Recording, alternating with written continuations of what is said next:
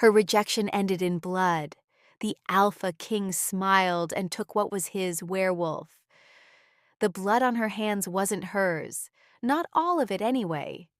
She stumbled forward through the trees, barefoot, the frozen earth biting into her soles like teeth.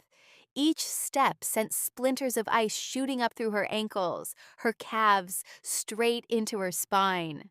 The pain was good. The pain kept her moving.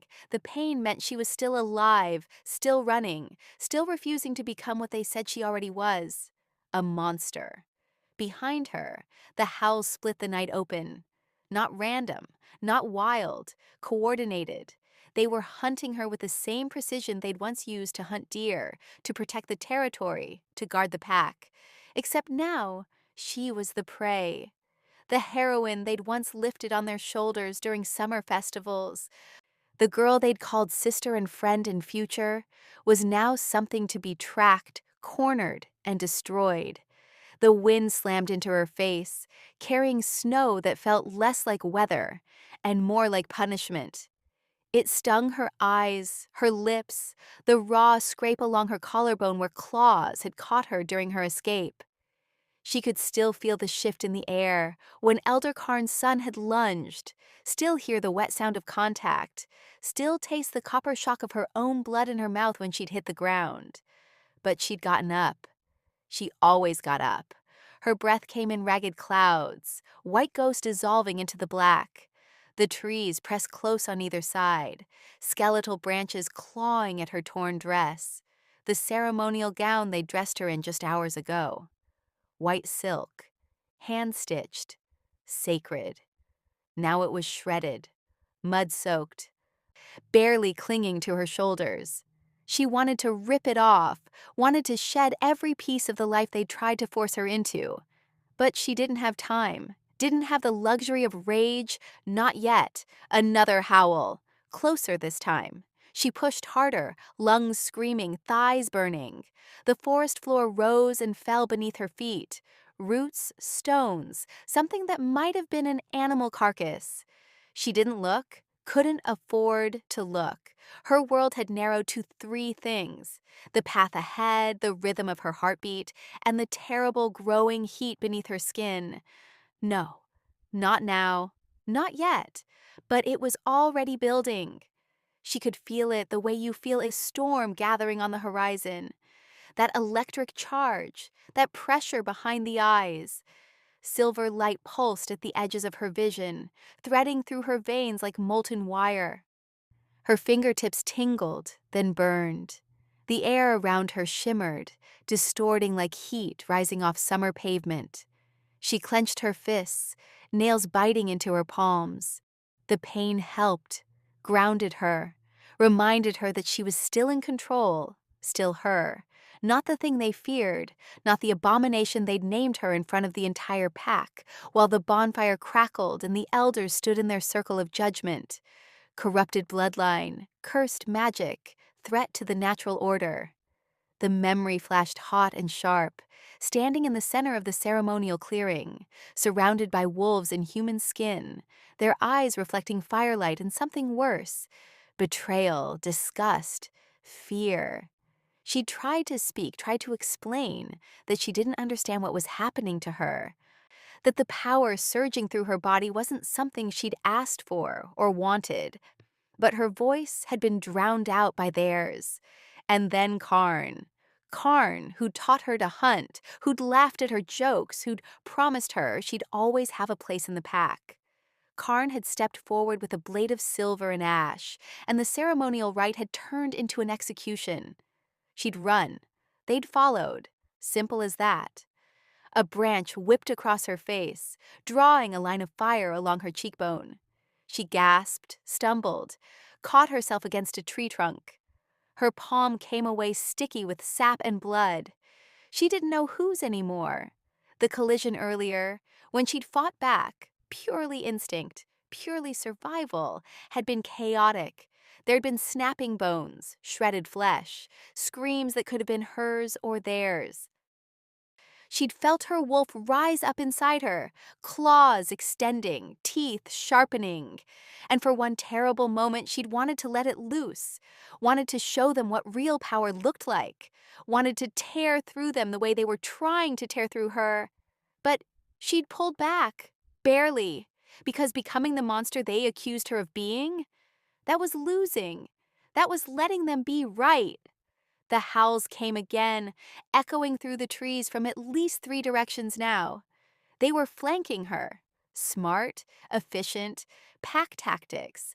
The same ones she'd trained in since childhood, now being used to bring her down. Her throat tightened. Not with fear, not anymore, but with something rawer. Grief, maybe. Loss. The bone-deep ache of belonging to something and then being violently, irrevocably cast out. She forced herself to move, legs shaking with exhaustion and adrenaline. The ground sloped sharply downward now, treacherous with loose stones and half-frozen mud. Her foot slipped. She went down hard on one knee, jarring her entire body. White-hot pain exploded through her kneecap.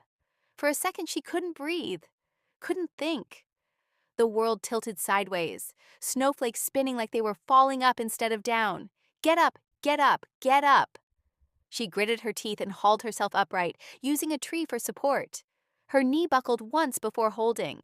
Blood trickled down her shin, warm against the cold. She ignored it, added it to the list of things she'd deal with later, if there was a later. The forest opened up ahead. She could see it through the gaps in the trees. A clearing maybe, or a drop-off. Either way, it was different terrain. Maybe she could lose them, double back, find some way to... A massive gray wolf exploded from the shadows to her left. She had half a second to register the size of it. Bigger than any wolf should be, bigger than her own shifted form. Before it slammed into her like a freight train. They went down together, rolling through underbrush and over stones. She felt ribs crack, felt claws rake across her shoulder, felt hot breath on her throat, and knew with absolute clarity that this was it. This was the moment. She could feel the wolf's jaws opening, could smell the musk of its fur and the blood already on its muzzle. And something inside her snapped. Silver light erupted from her body like an explosion. The wolf was thrown backward, yelping, crashing into a tree with enough force to shake snow from the branches. She scrambled to her feet, gasping, and saw the light still crackling around her hands, her arms, spiraling up from her skin like living flame. It didn't burn. It should have, but it didn't. It felt cold, ancient, wrong in a way that made her bones ache and her blood sink. The wolf, she recognized him now, recognized the scar across his muzzle from a hunt gone bad 2 winters ago, stared at her with wide yellow eyes.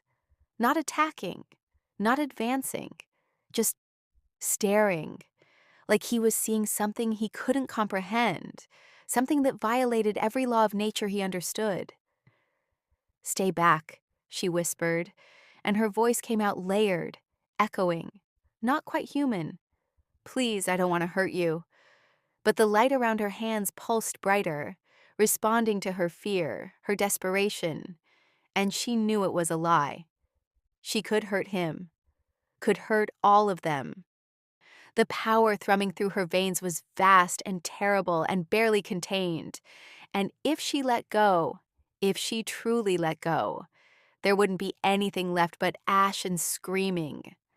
The wolf's lips pulled back from his teeth. A warning growl rumbled in his chest. Behind him, more shapes emerged from the darkness. 5, 7, a dozen. The entire hunting party surrounding her in a loose circle, cutting off every escape route.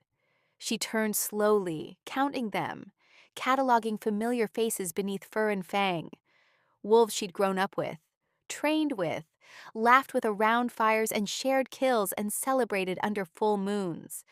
Now they looked at her like she was a disease that needed to be purged. "I didn't choose this," she said louder now, addressing all of them. The silver light flickered and surged with each word. "Whatever this is, whatever I'm becoming, I didn't ask for it. I don't even understand it.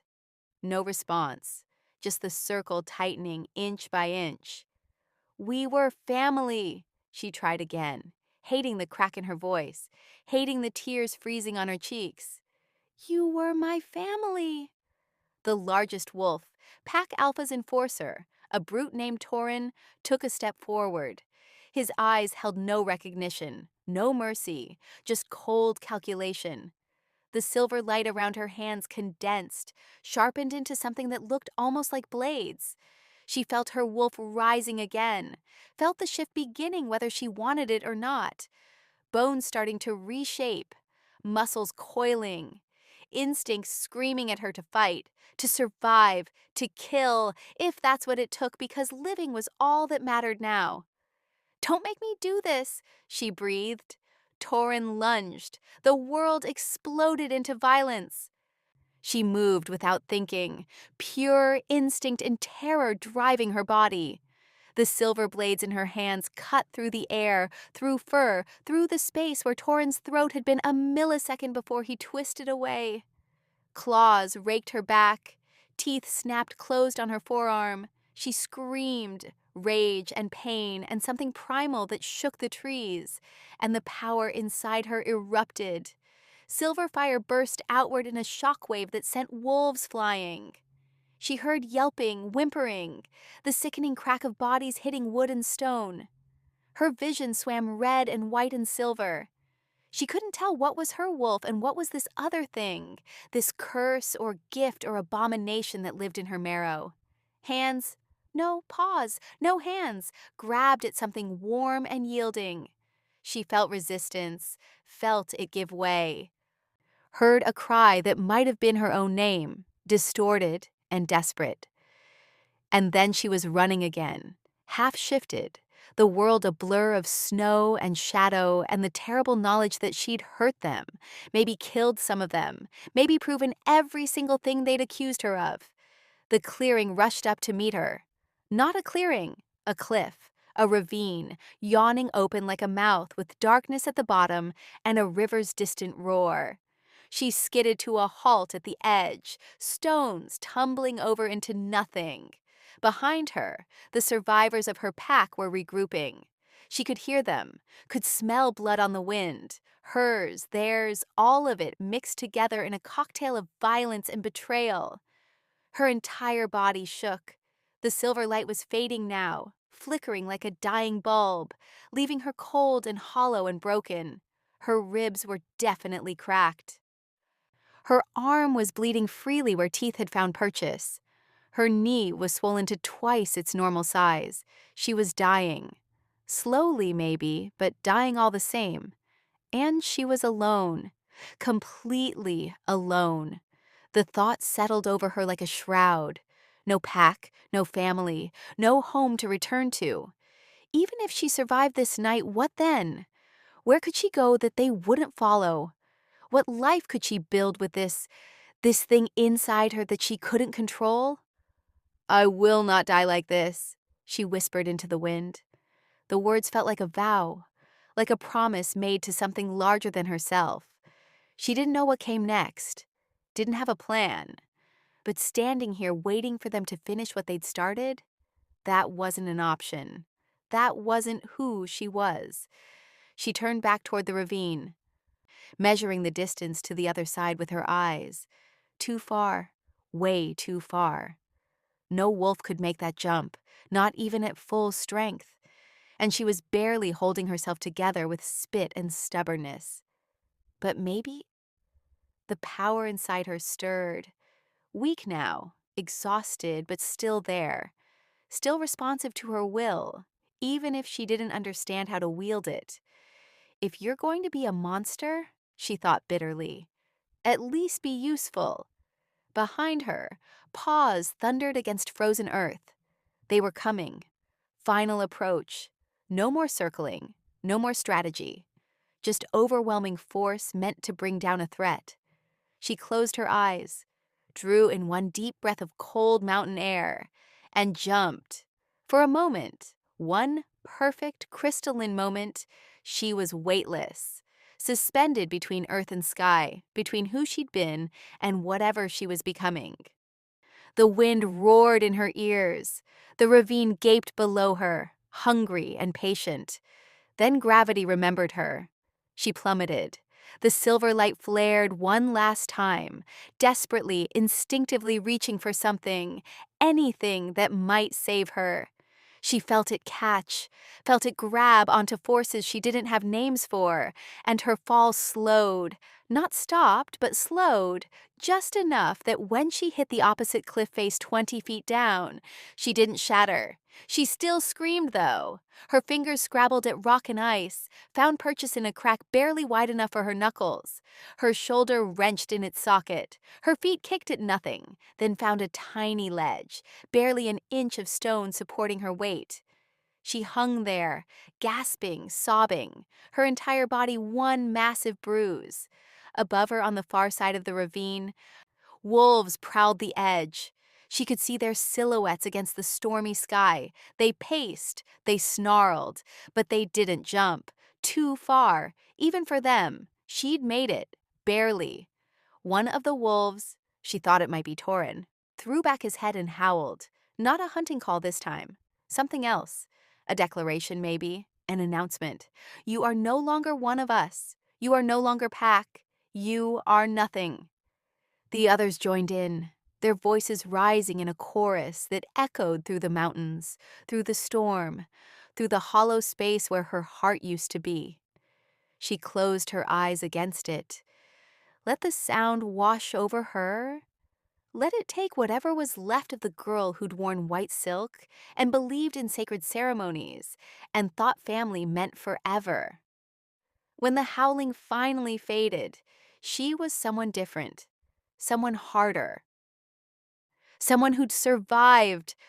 Her arms were shaking with the effort of holding on. She couldn't stay here.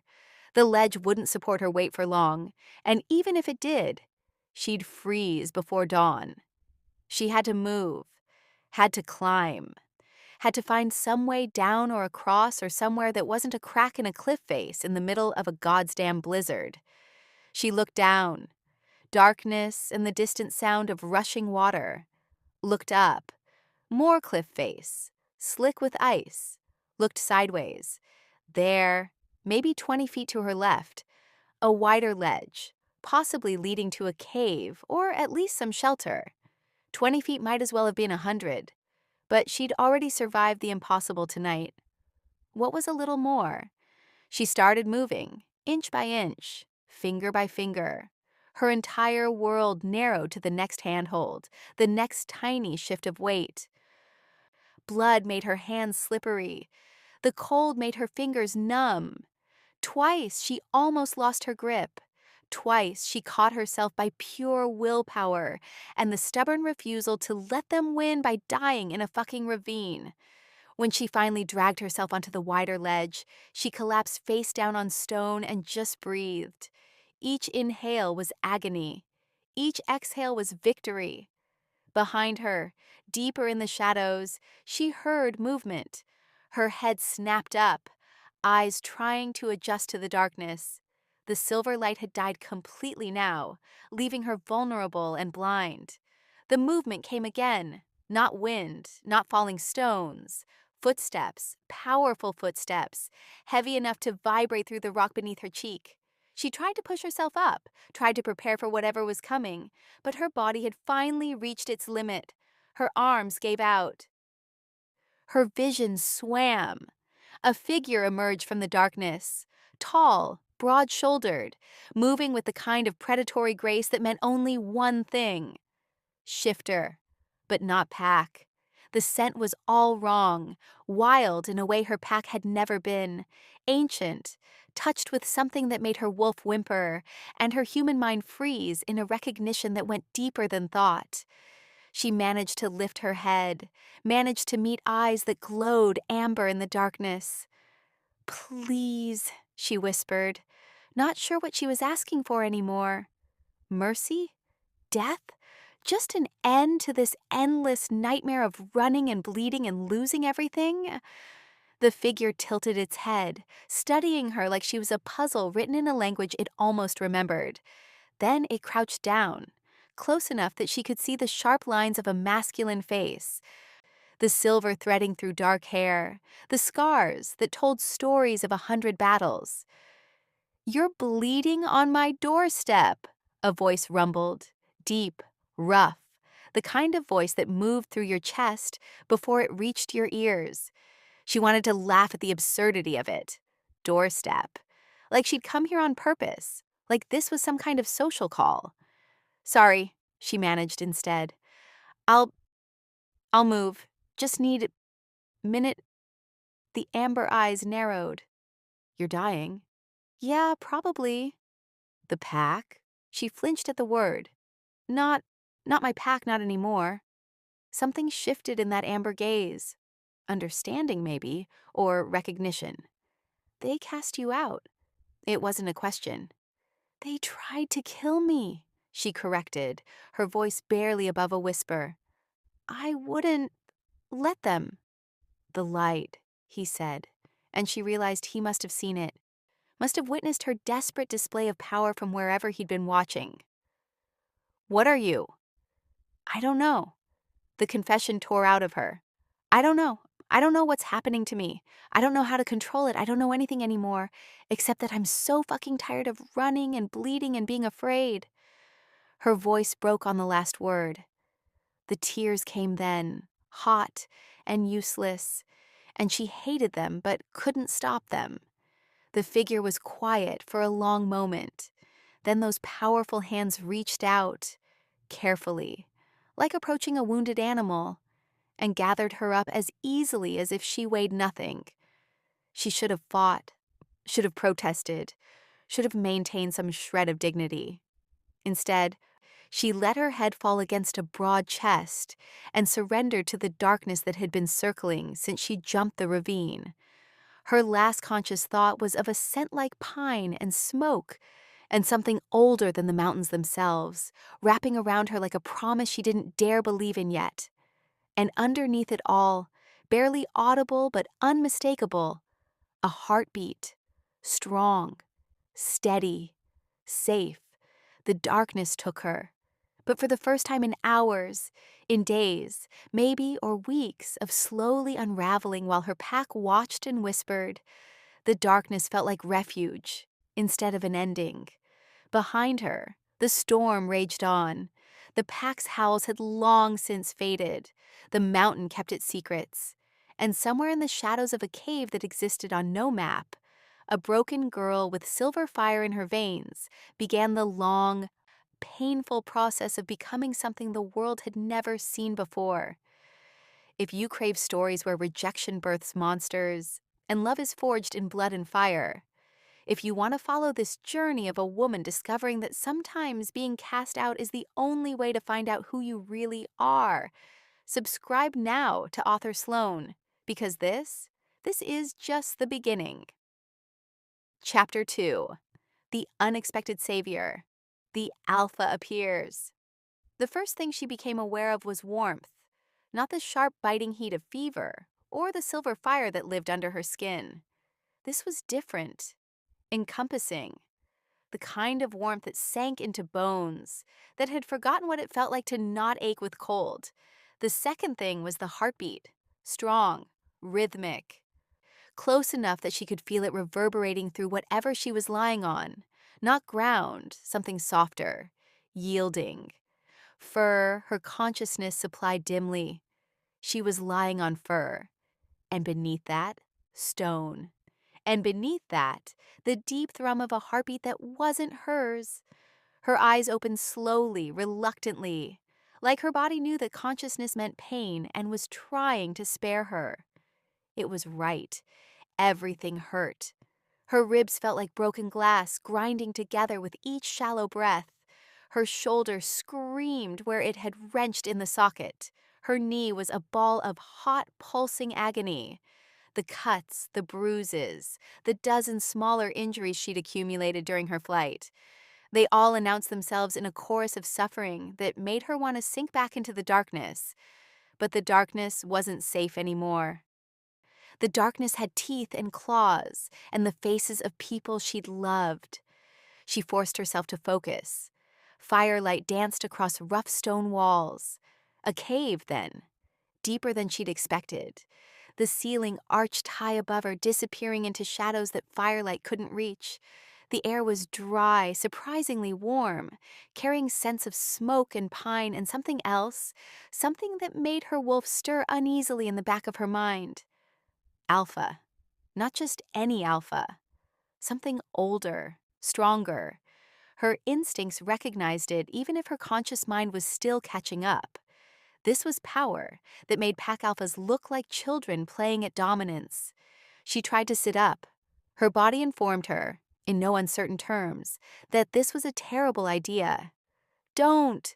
The voice came from her left, and she turned her head, slowly, because even that hurt, to find him. He stood with his back partially to her, feeding wood into a fire that already burned hot and bright. The flames cast his profile in sharp relief. Strong jaw, blade of a nose, lips pressed into a hard line. The silver she'd noticed in his hair earlier wasn't just threading.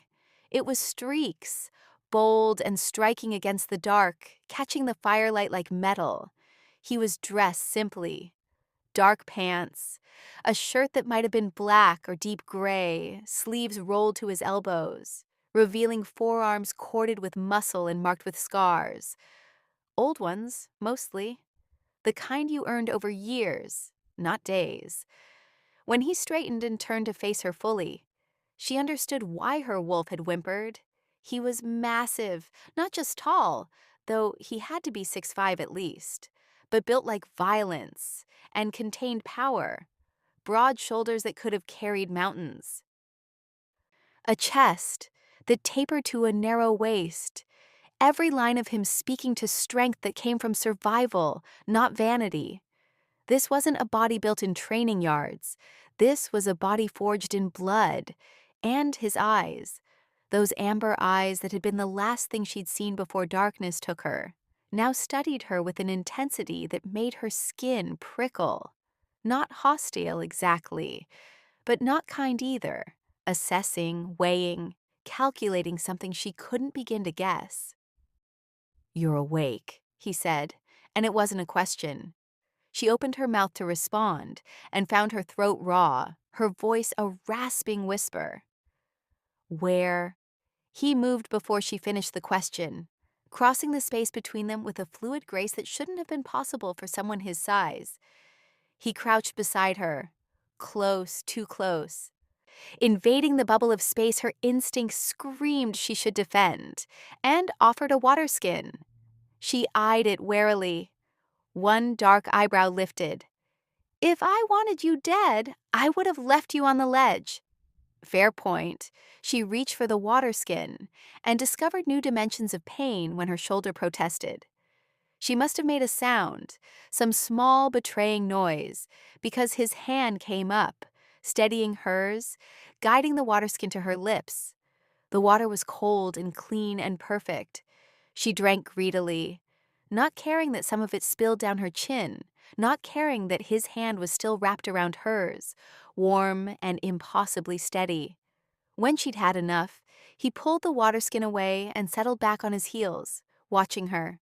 She wiped her mouth with the back of her hand and immediately regretted it when the motion pulled at her ribs. "How long?"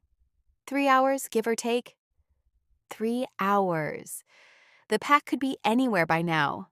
Could have regrouped. Could be searching. "They won't find you here." His voice was flat, certain. The boundary wards would tear them apart before they got within a mile. She blinked at him. Boundary wards? Old magic. Older than your pack's petty territorial markings. He stood, putting distance between them again, and she found she could breathe a little easier. "Older than most packs, remember." "Who are you?" He studied the fire for a long moment before answering. When he did, his voice carried weight. History. "Matthias Kale, though most know me by other names." The name meant nothing to her. Should it? She searched her memory. Every story told around pack fires, every whispered legend about the territories beyond their borders, and came up empty. He seemed to read her confusion because his mouth curved into something that wasn't quite a smile. Your pack lives in a very small world. Lived, she corrected, and hated the way her voice cracked on the word. I don't have a pack anymore. No, he agreed. You don't. The casual confirmation shouldn't have hurt. It was truth, plain and simple. But hearing it stated so baldly, with no comfort or commiseration, felt like a knife sliding between her ribs. She looked away, focusing on the cave walls, the dancing shadows, anything but those amber eyes that saw too much. What's your name? She almost didn't answer. What did names matter now? She wasn't who she'd been yesterday. That girl was dead, killed in a ceremonial clearing while her pack watched and approved. But she was still someone. Even broken and bleeding and cast out, she was still herself. Sarah, she whispered. Sarah. He repeated it like he was testing the weight of it. Then quieter. Seraphina Ashwood. Her head snapped back toward him. How do you know my full name? I told you. I've been watching. The word settled over her like frost. What do you mean, watching? He moved to the far side of the fire, putting flames between them, and lowered himself onto a flat stone that served as a seat. The firelight carved shadows across his face, making him look less human and more like something ancient and elemental. 2 months ago, he said, his voice measured and deliberate, I felt something shift in the natural order. Power where there shouldn't be power. Magic that had no business existing in a common pack wolf. His eyes found hers across the flames. So I investigated. You investigated. She heard the edge in her own voice, felt anger sparking beneath the exhaustion and pain. You spied on me. Yes. No apology, no justification, just flat acknowledgement. Why? Because power like yours is dangerous, because it attracts attention from forces your little pack couldn't begin to comprehend, because he paused, something shifting in his expression. Because I needed to know if you were a threat. And she forced herself to sit up despite her body's protests, despite the way her vision swam and her ribs screamed. She needed to meet his eyes for this, needed to not be lying down and vulnerable while he decided her fate. What did you decide? That you had no idea what you were, that your pack was too ignorant to recognize what lived inside you, that eventually they would fear you enough to kill you. His gaze didn't waver. I was half right. They tried, she said, and was proud that her voice didn't shake. I didn't let them. I saw. The memory of silver light and violence flashed through her mind. How much did you see? Enough. He leaned forward, elbows on his knees, hands clasped. The posture was casual, but she could feel the coiled tension in him, the predator watching prey even in stillness. You held back? It wasn't a question, but she answered anyway.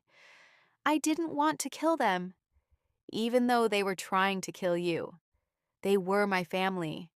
They cast you out. The words were harsh, blunt. They named you corrupted. They came at you with silver and ash with the intent to end your life. That's not family, Siri. That's execution. She flinched, not because he was wrong, but because he was right. And hearing it spoken so plainly made it real in a way her own thoughts hadn't. You don't know anything about my pack, she said, but the words came out weak, defensive. I know they're fools. He stood, and even across the fire, she could feel the force of his presence. I know they had something precious and rare, and instead of protecting it, they tried to destroy it. I know that in 100 years, when that power inside you has fully awakened, you will look back on this night and thank whatever gods you believe in that they were too ignorant to succeed. You talk like you know what I am. She pushed herself fully upright, ignoring the way her hands shook. Like you have answers I don't. I have theories. Theories? More than you had yesterday. She wanted to rage at him. Wanted to demand he tell her everything, explain the silver fire and the power that surged through her veins without permission, make sense of the thing that had destroyed her entire life. But she was so tired. Bone tired, soul tired, the kind of exhaustion that sleep wouldn't fix. "Why am I here?" she asked instead. "Why did you help me? Who says I helped you?" He circled the fire, moving closer with that same predatory grace. "Maybe I just didn't want you bleeding out on my territory. Bodies attract attention. You carried me inside, gave me furs, water."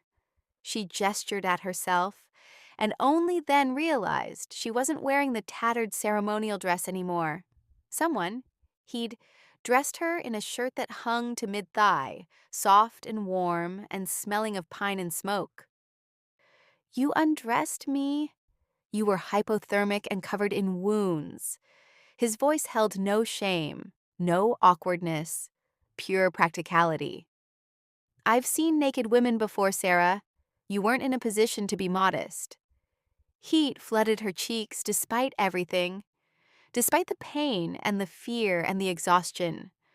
Some part of her, the part that was still the girl from yesterday, was mortified. He noticed, of course.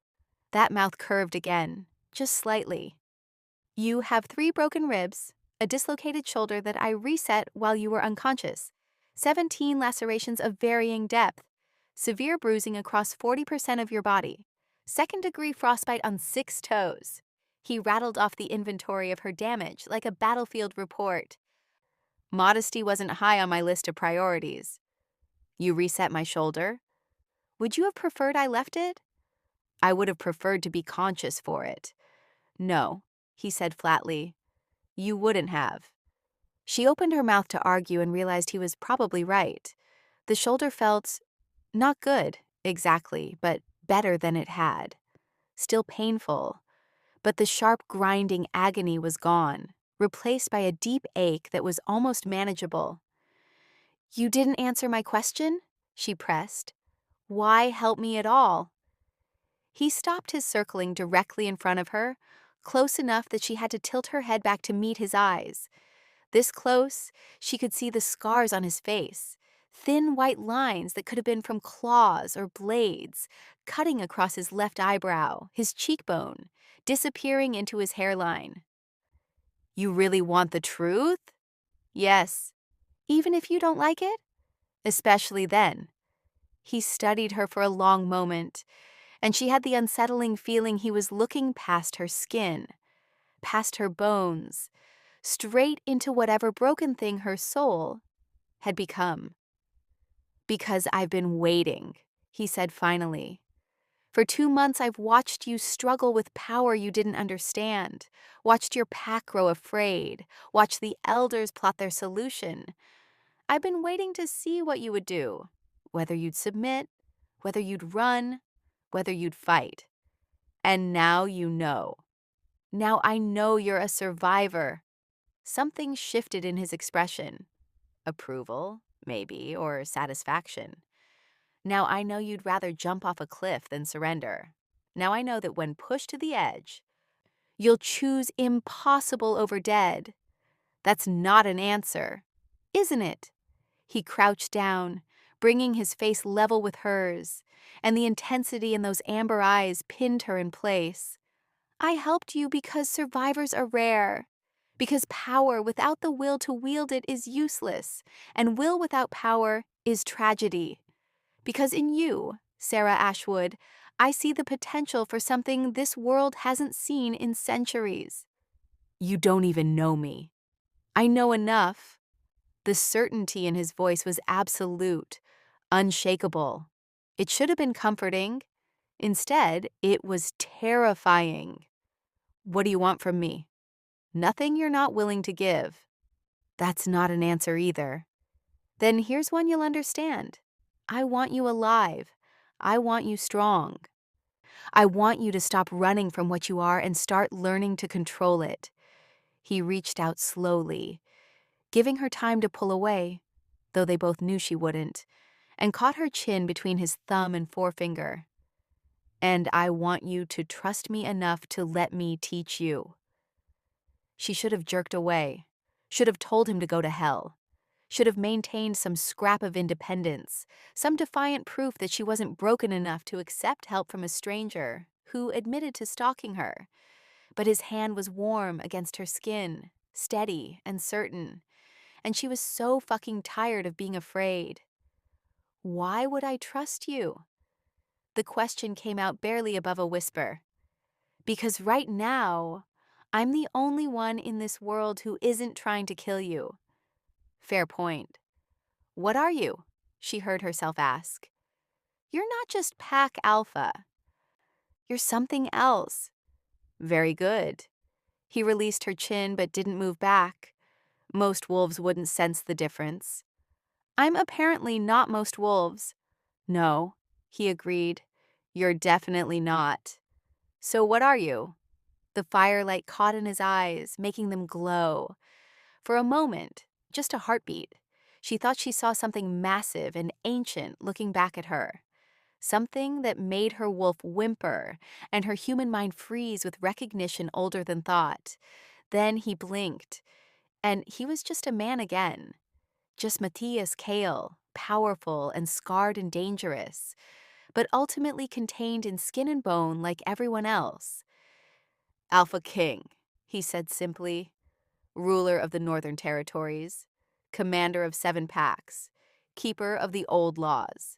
He paused, and the last of my bloodline. She searched his face for deception, for exaggeration, and found only truth. I've never heard of an Alpha King.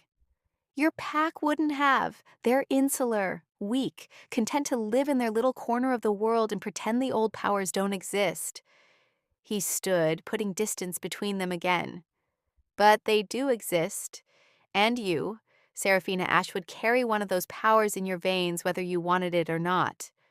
The silver light is a symptom, not the disease. Then what am I? I don't know yet.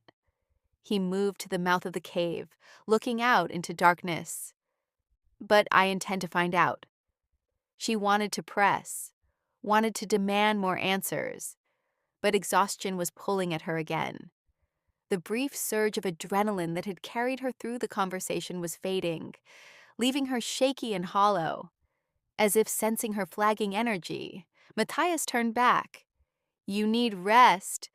Real rest, not unconsciousness from blood loss and shock. I'm fine. You're barely upright.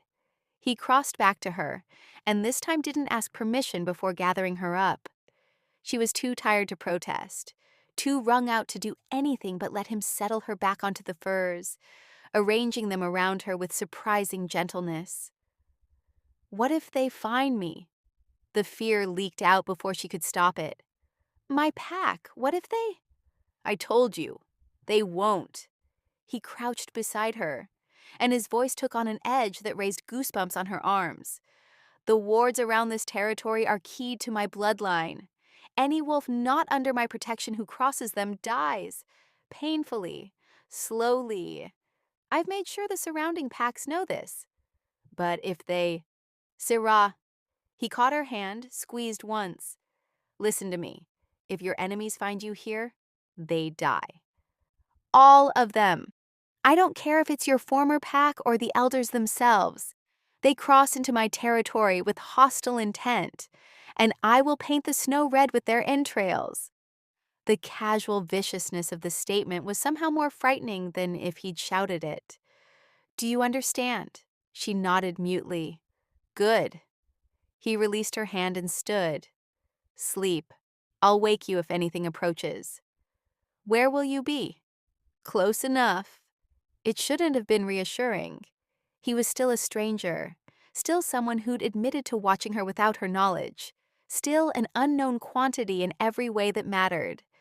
But as her eyes drifted closed, as exhaustion finally claimed her, she found herself believing him, believing that here, in this cave protected by ancient magic and a scarred Alpha King, she was safe, at least for tonight.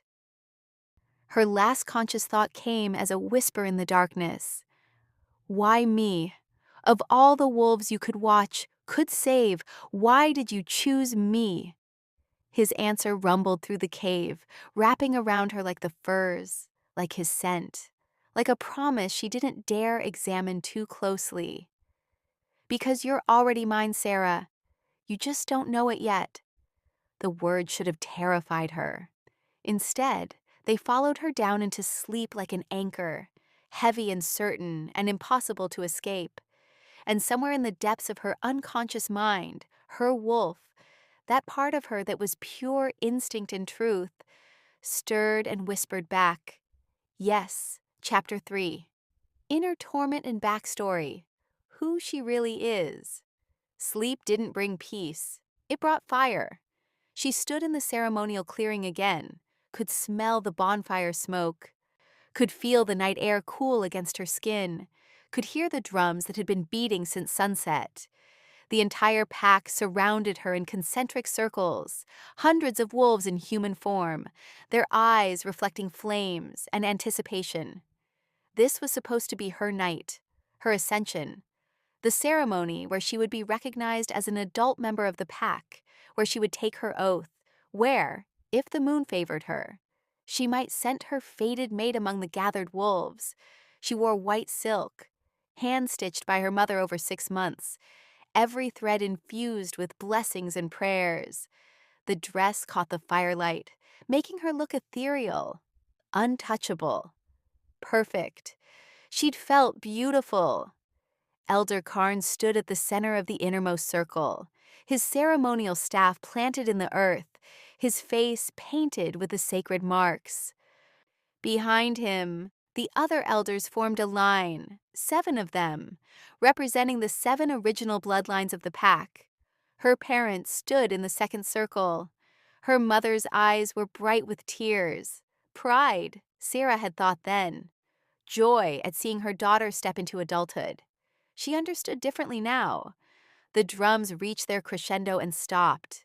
Silence fell over the clearing like a blanket, heavy with expectation. Seraphina Ashwood, Karn's voice rang out, formal and ancient.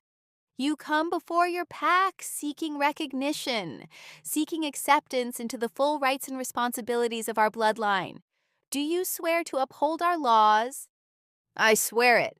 Her voice had been clear, strong, no tremor of the fear that would come later. Do you swear to protect pack over self? I swear it. Do you swear to honor the old ways, to respect the moon, to live and die as a wolf of the Ashwood pack? I swear it. The words were ritual, unchanged for generations. She'd heard them spoken at every ascension ceremony since she was old enough to attend, had practiced them in her room, whispering to her reflection, imagining this exact moment. Karn lifted his staff and brought it down 3 times against the earth. The sound echoed through the clearing. Then step forward and receive your blessing. She moved into the innermost circle, head held high, bare feet whispering against grass. The elders began their chant, low, rhythmic, words in the old tongue that she only half understood. Something about moon and pack, and blood and bone. Karn extended his hand. In his palm lay a shallow bowl of ceremonial ash, remnants of sacred herbs burned under the last full moon, mixed with water from the territory's oldest spring. He dipped 2 fingers into the ash and reached for her forehead. That's when it started. The heat beneath her skin, subtle at first, just a warmth in her chest, began to build. She tried to ignore it, tried to focus on the ceremony, on keeping her breathing steady, on not embarrassing herself in front of the entire pack. But it grew, intensified. spread through her veins like liquid metal. Karn's fingers touched her forehead, marking the sacred symbol. And something inside her erupted. Silver light exploded outward from her skin, so bright that wolves yelped and turned away, shielding their eyes. The ceremonial bowl flew from Karn's hand, ash scattering across the grass. She felt power surge through her, vast and terrible, and completely beyond her control. The white silk of her dress began to glow, actually glow, like it had been woven from moonlight instead of thread. She stumbled backward, hands raised, and where her fingers passed through the air, they left trails of silver fire that hung suspended for heartbeats before fading. What? She couldn't finish the question, couldn't speak through the sensation of her entire body being rewritten from the inside out. The chanting stopped. The silence that replaced it was worse than any sound. She looked at the elders and saw their faces transform, shock melting into horror, horror hardening into something colder, fear, and beneath the fear, disgust. Corruption. The word came from Elder Thorn, the eldest of them all. His voice shook with age and revulsion. She bears the mark of corruption. No. The protest ripped from her throat. I don't understand what's happening. The silver flame. Another elder, a woman whose name Sarah couldn't remember through her panic. It's forbidden, unnatural. No pure bloodline carries such power. The light around her hands pulsed brighter, responding to her fear. She tried to make it stop, tried to pull it back inside, but it had a will of its own. It wanted out, wanted to burn and rage and consume. I can control it, she lied desperately. Just give me time. Time? Karn's face had gone hard as stone. Time to what? To corrupt our bloodlines? To poison the pack with whatever abomination lives inside you? I'm not an abomination. The words came out as a scream, and the silver fire flared in response, sending tendrils of light spiraling upward into the night sky. Wolves in the outer circles were backing away now, parents pulling children behind them, warriors reaching for weapons that shouldn't have been at a ceremony, but somehow were. She searched the crowd for her parents, found her mother's face, pale, stricken, tears streaming freely now. But not pride tears, not joy tears. Shame, horror, rejection. Her father stood rigid beside her mother, his jaw clenched so tight she could see the muscles jumping. He wouldn't meet her eyes. Mom? Her voice broke on the word. Daddy, please? Her mother turned away, actually turned her back, pressing her face against her father's chest while he wrapped his arms around her, comforting her, shielding her from the sight of their corrupted daughter. The betrayal hit harder than any physical blow could have. The bloodline must be cleansed. Thorn's pronouncement fell like an executioner's axe. The corruption cannot be allowed to spread. She's my daughter. Her father's voice finally, rough with emotion she couldn't name. You can't.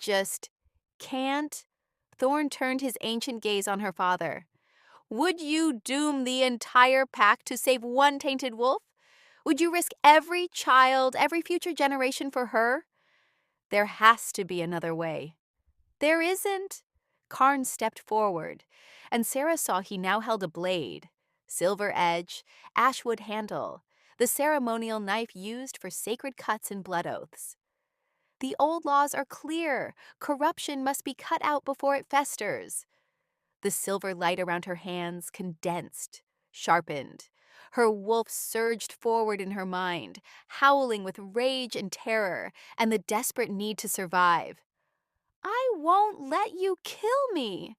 The words came out steady despite everything. Some core of strength she didn't know she possessed, rising through the fear.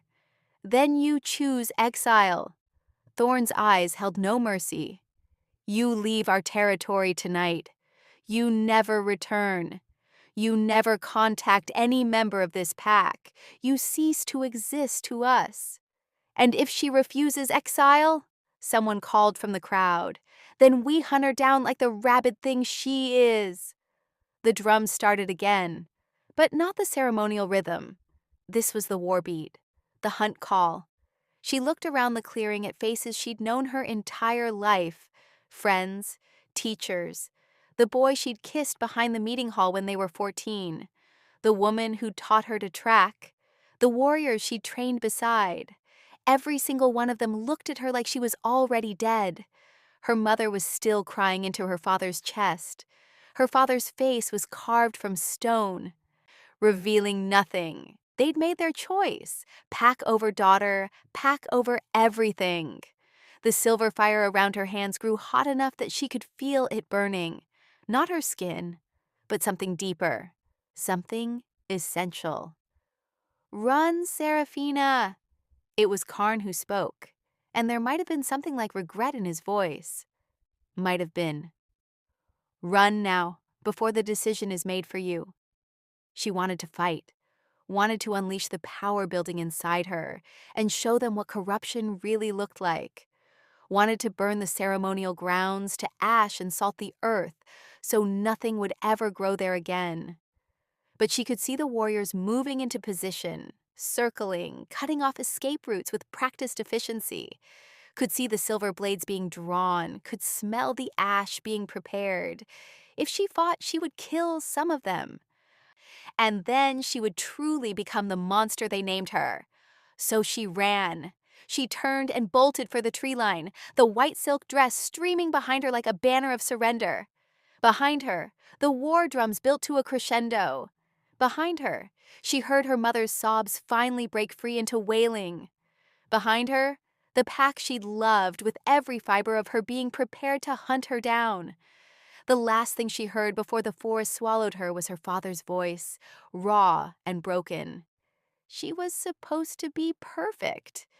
Sarah jerked awake with a gasp that felt like drowning in reverse. The cave.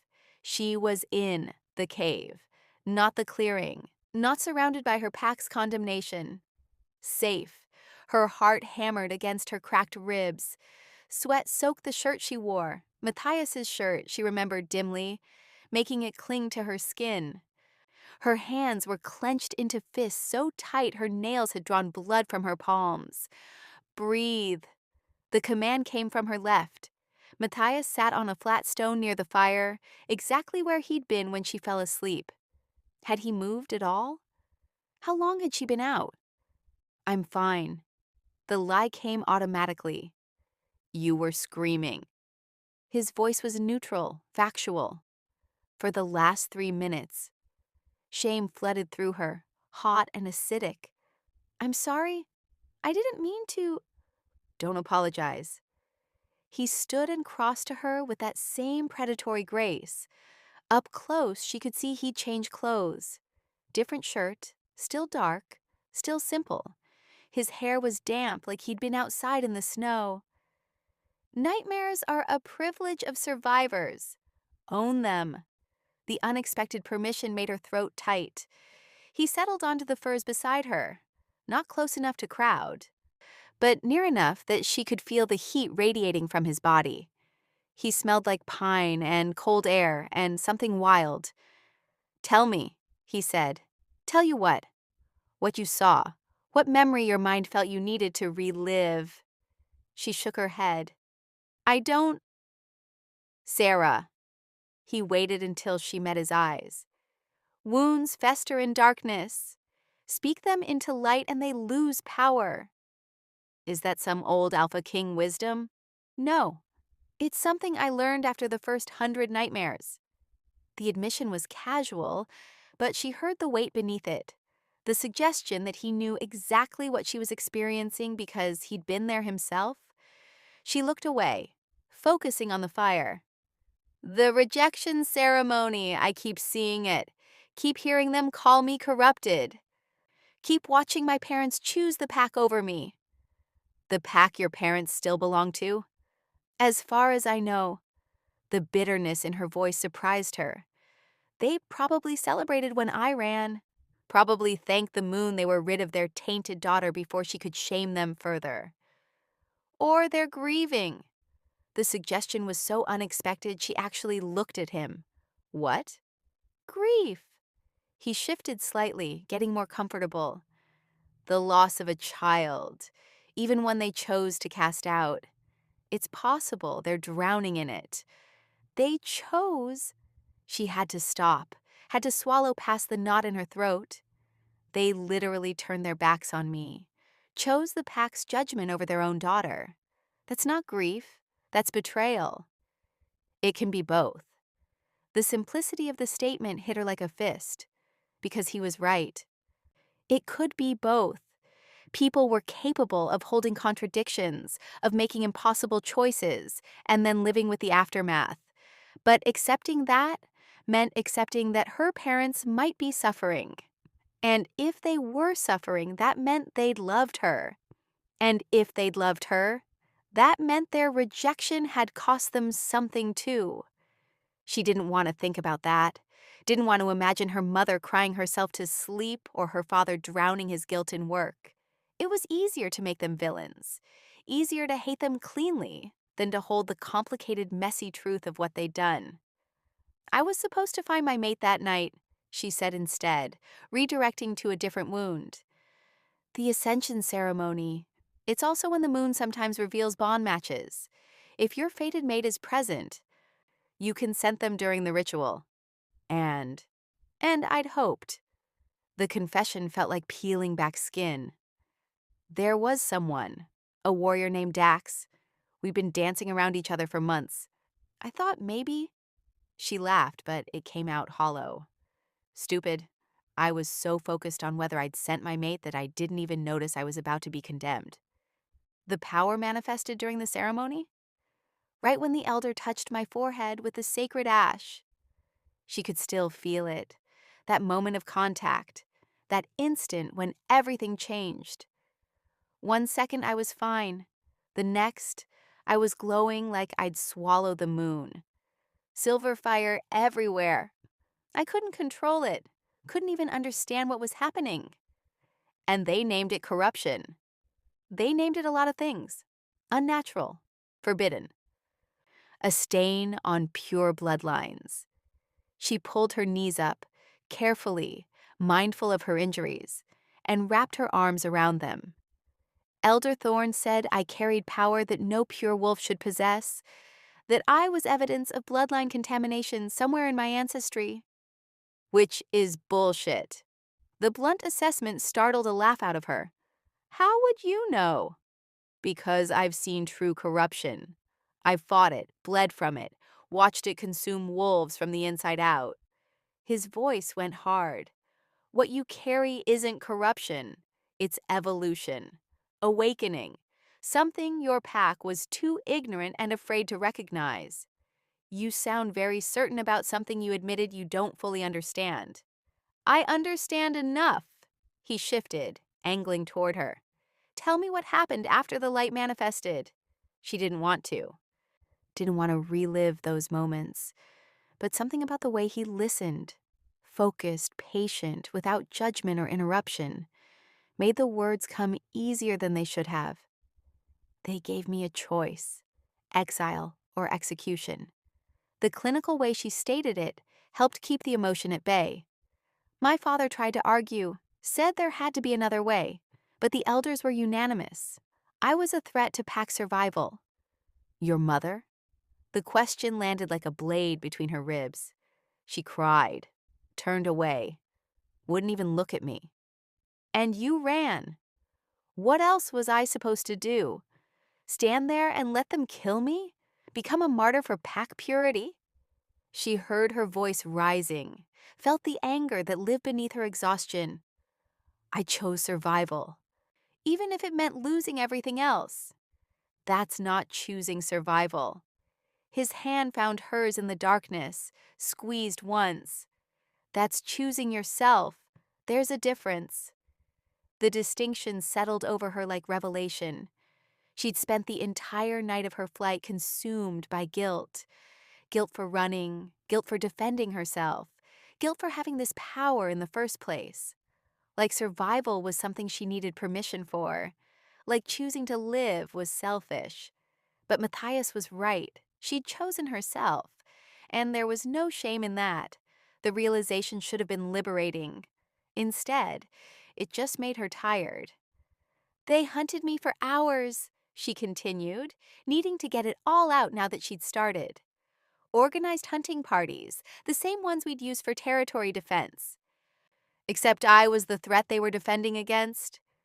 You held back during the fight. I didn't want to kill them, she said again, like repetition would make him understand. They were wrong. They were cruel. But they were still Pack, still people I'd grown up with. And that mercy almost got you killed. I know. The admission hurt. When I jumped the ravine when I thought I was going to die, all I could think was how stupid I'd been. How I should have unleashed everything.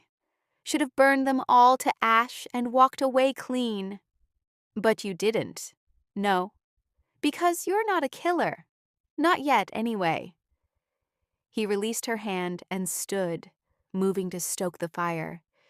You still believe in the goodness of wolves who tried to execute you. Still think mercy matters even when it's not returned. You say that like it's a weakness. It is. He added wood to the flames, his profile sharp in the firelight. It's also the only thing keeping you human. The paradox made her head hurt. She watched him work, watched the economical way he moved, and realized he'd been taking care of her while she slept. The furs were arranged perfectly for warmth without weight on her injuries. There was fresh water within arm's reach. The cave temperature was carefully maintained, warm enough for healing, but not so hot it would make her feverish. How long have you been watching me? The question came out softer than intended.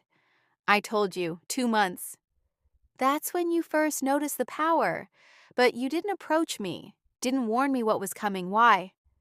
He was quiet for a long moment, his back still to her.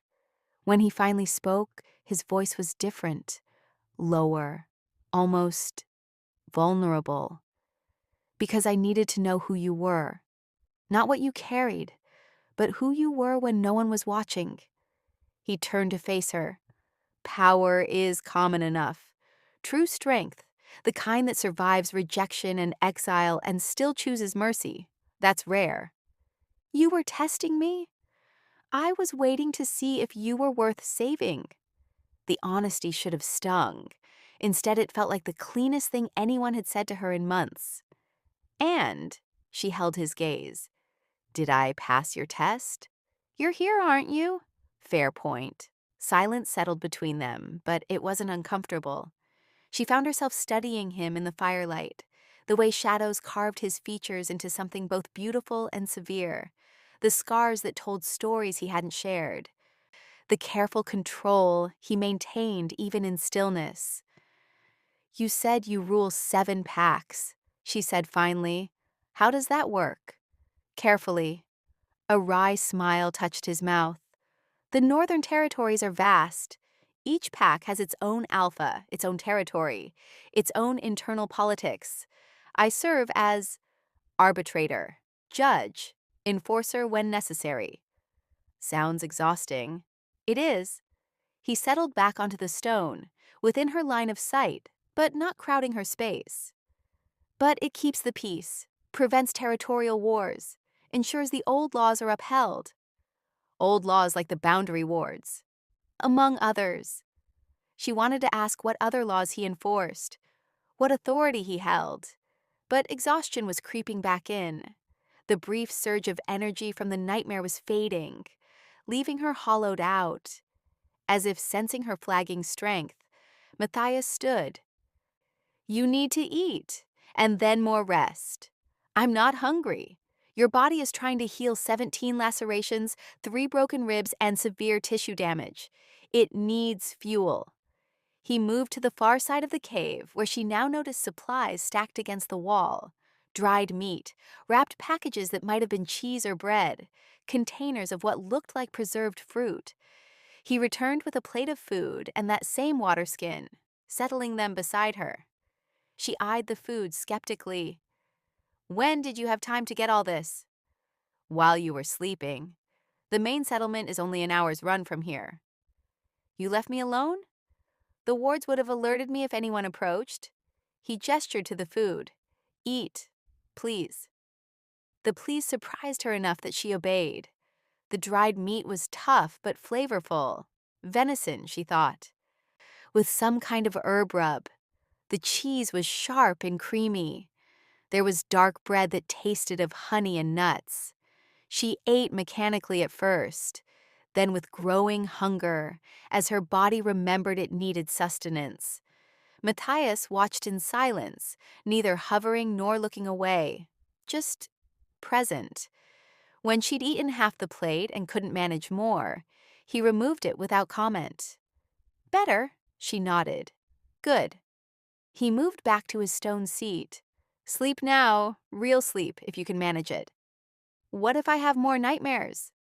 Then I'll be here when you wake. The simple promise shouldn't have meant as much as it did.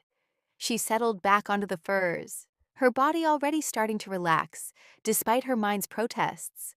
The cave felt safer now, less like a prison and more like refuge, sanctuary. Matthias? The question formed before she could stop it.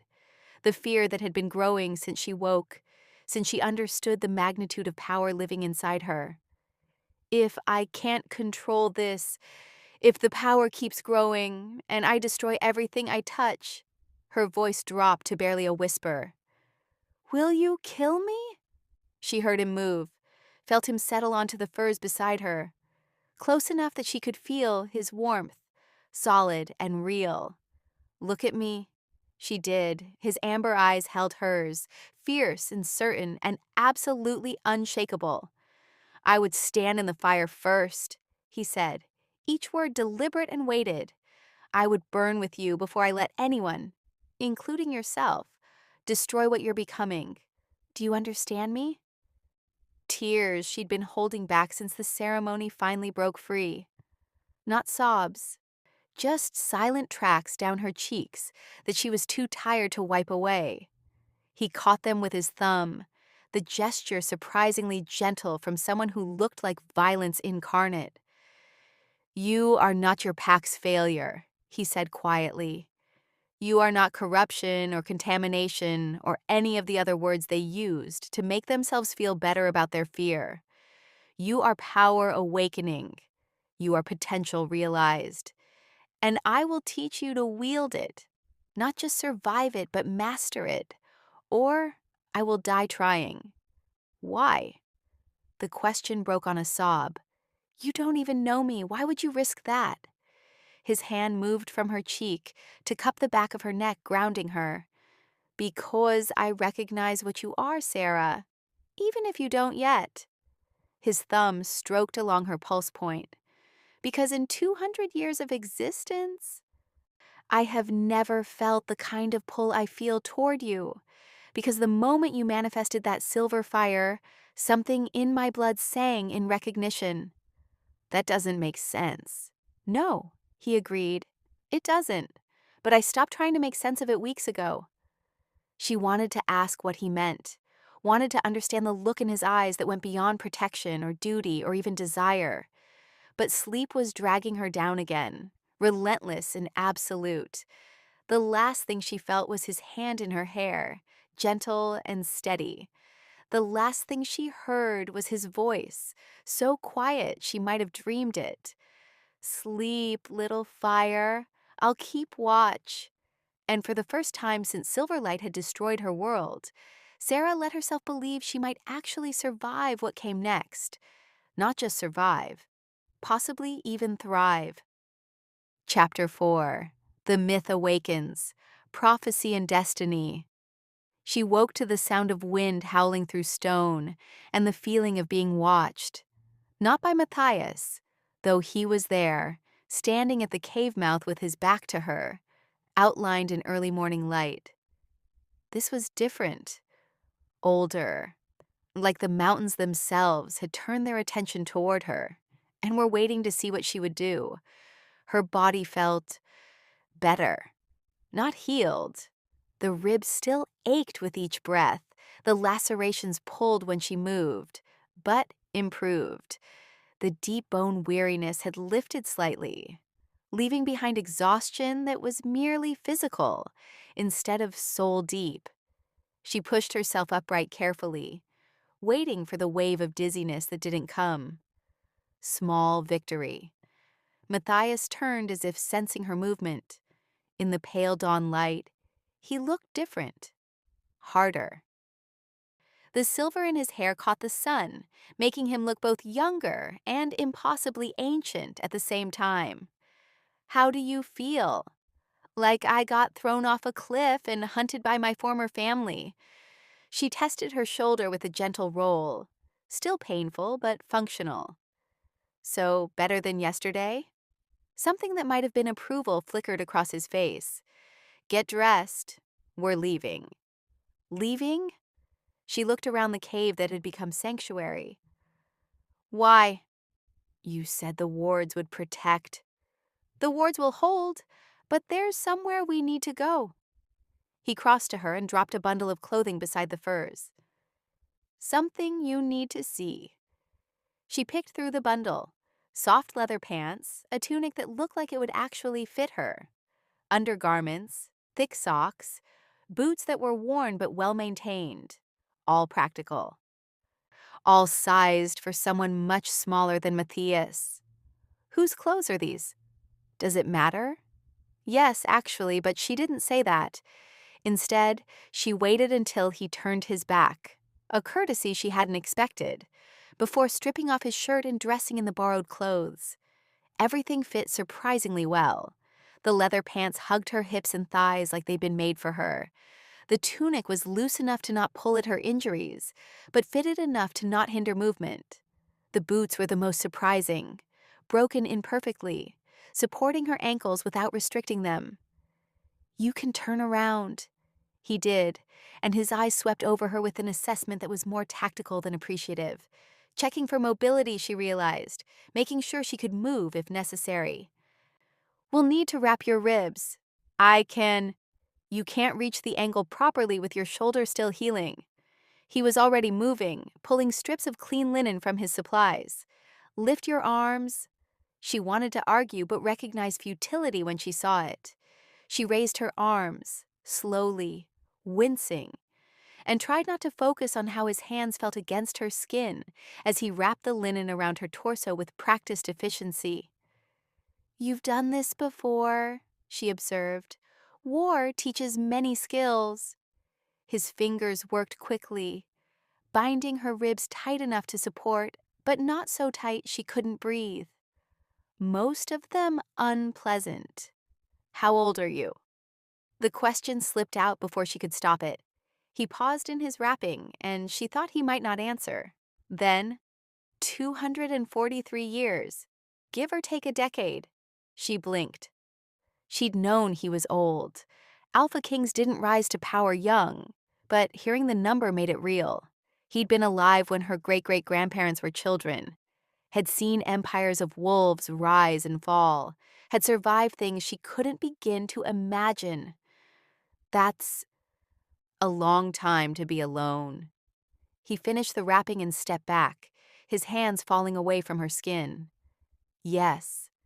The loneliness in those 3 words hit her harder than any physical blow could have. She wanted to ask more. Why alone? What had happened to make an Alpha King isolate himself? But he was already moving toward the cave entrance, clearly done with personal revelations. "Where are we going?" she asked instead, following him. "North, to the old shrine." "What old shrine?" "The one that's been calling to you since the moment you manifested." She stopped walking. "What are you talking about? Nothing's been calling to me." He turned, and there was something in his eyes. Knowledge, certainty, the kind of deep knowing that came from experience she didn't have. "Haven't you felt it? The pull north? The sense that there's something waiting just beyond your perception?" He tilted his head, studying her. "Your power didn't manifest randomly, Sarah. It was triggered. And whatever triggered it left a beacon that every sensitive wolf within 100 miles could feel." I don't feel anything. You do. You're just not listening. Before she could argue, he was moving again, leaving the cave and stepping out onto the ledge where she'd collapsed what felt like a lifetime ago. The morning was crystalline and brutal. Snow had fallen overnight, blanketing the ravine in white that sparkled like diamonds in the sun. Isser. The sky was that particular shade of blue that only came with extreme cold, bright and sharp and utterly cloudless. And there, barely visible through the morning mist, a path led along the cliff face. Narrow, treacherous, but definitely a path. Matthias started down it without hesitation. Sarah followed because what else was she going to do? Stay in a cave alone? The path was worse than it looked. Ice made the stones slippery. Wind whipped around the cliff face hard enough to make her stumble. Her injuries protested every step, every reach, every moment of compressed breathing, as she pressed against the rock wall to avoid the drop. But Matthias moved with absolute confidence, finding handholds she couldn't see, testing stones before putting weight on them, occasionally looking back to make sure she was keeping up. It took an hour to reach the bottom of the ravine, another hour to climb the opposite side. By the time they stood on solid ground again, Sarah's legs were shaking and her hands were numb, despite the gloves Matthias had insisted she wear. How much farther? We're close. Close turned out to be relative. They walked for another 2 hours through forest that grew increasingly strange. The trees here were ancient, massive trunks that would take 5 people linking hands to circle, branches that blocked out so much sunlight that snow barely reached the ground. And they were marked. She noticed it gradually. Symbols carved into bark at irregular intervals. Not fresh. The cuts were old, weathered, some barely visible through moss and lichen. But they were there, guiding them deeper into the forest. What are these? She touched one as they passed. A spiral inside a circle, with lines radiating outward like a sun. Warnings! Matthias didn't slow. Markers, territory boundaries from before your pack even existed. Boundaries for what? Sacred ground, places where the old magic still runs strong. He glanced back at her. Places most modern packs have forgotten or deliberately avoid. Why avoid them? Because power makes wolves uncomfortable, especially power they can't control or understand. The forest began to change. The trees grew even larger, their roots breaking through frozen earth in waves that looked almost intentional. The air felt different, charged, like right before a lightning strike. And there was a sound just at the edge of hearing, a vibration more than a noise, humming, like the earth itself was singing. Sarah stopped walking. Do you hear that? Matthias turned, and there was satisfaction in his expression. So you do feel it. I don't feel anything, I hear something. Same thing, different sense. He gestured forward. Come, it's just ahead. The trees opened into a clearing that shouldn't have existed. It was perfectly circular, maybe 50 feet across, and completely free of snow despite the drifts piled against the tree line. The ground was bare stone, not natural rock, but carved, worked, formed into a pattern she couldn't quite parse from where she stood. And in the center, rising from the stone like bones breaking through skin, stood 7 pillars. They were massive, easily twice Matthias's height, carved from some dark stone that seemed to absorb light rather than reflect it.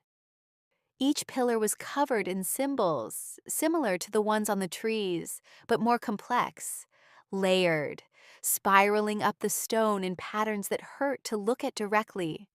The humming was louder here, not a sound she heard with her ears, but with her bones, resonating through her skeleton like she was a tuning fork being struck. What is this place? Her voice came out barely above a whisper. The shrine of First Moon. Matthias moved into the clearing, his boots making no sound on the stone. One of 7 sacred sites scattered across the old territories. This is where the first packs made their oaths, where bloodlines were sealed, where magic was woven into wolf kind. She wanted to follow him, but her feet wouldn't move. Something about the clearing, about the way the air felt thick and expectant, made every instinct scream at her to run. I don't think I should be here. You're the only one who should be here. He turned to face her, standing between two of the pillars. Come, Sarah. The shrine won't hurt you. How do you know? Because if it was going to reject you, you'd already be dead. Comforting. She forced her feet to move, crossing from frozen earth to worked stone. The moment her boot touched the carved ground, the humming spiked, and the symbols beneath her feet began to glow. Silver light, the same silver that lived in her veins, that had erupted during her rejection ceremony, traced through carved channels she hadn't noticed before. It spread from where she stood in waves, racing outward like ripples in water, illuminating the entire clearing in light that pulsed in time with her heartbeat. Matthias! Keep walking. His voice was steady, but she heard the tension underneath. To the center, between the pillars. She didn't want to. Every fiber of her being was screaming at her to run, to get away from this place that recognized her in ways she didn't understand. But Matthias wouldn't have brought her here to hurt her. She believed that. Had to believe that. She walked forward, and with each step, the light grew brighter. The symbols on the pillars began to glow too. Different colors now, not just silver, but gold and red and deep blue, illuminating carvings she couldn't read. When she reached the center point, standing in the exact middle of the 7 pillars, the humming became a roar. Power slammed into her like a physical force, not attacking, recognizing. The shrine was acknowledging her, matching the frequency of whatever lived inside her, and the resonance was overwhelming. She gasped, stumbling, and Matthias was there, his hand on her elbow steadying her. Look, he turned her gently, directing her gaze to the nearest pillar. Read what it says. I can't read. The protest died as the symbols suddenly made sense. Not in her mind, but somewhere deeper. She understood them the way she understood hunger or fear, instinctively, without translation. When the old blood awakens in new form, when silver flame burns where it should not exist, when rejection becomes the path to power, the child of the flame shall rise. The child of the flame, she breathed. What does that mean? Keep reading. She turned to the next pillar, the symbols there illuminating as her gaze fell on them.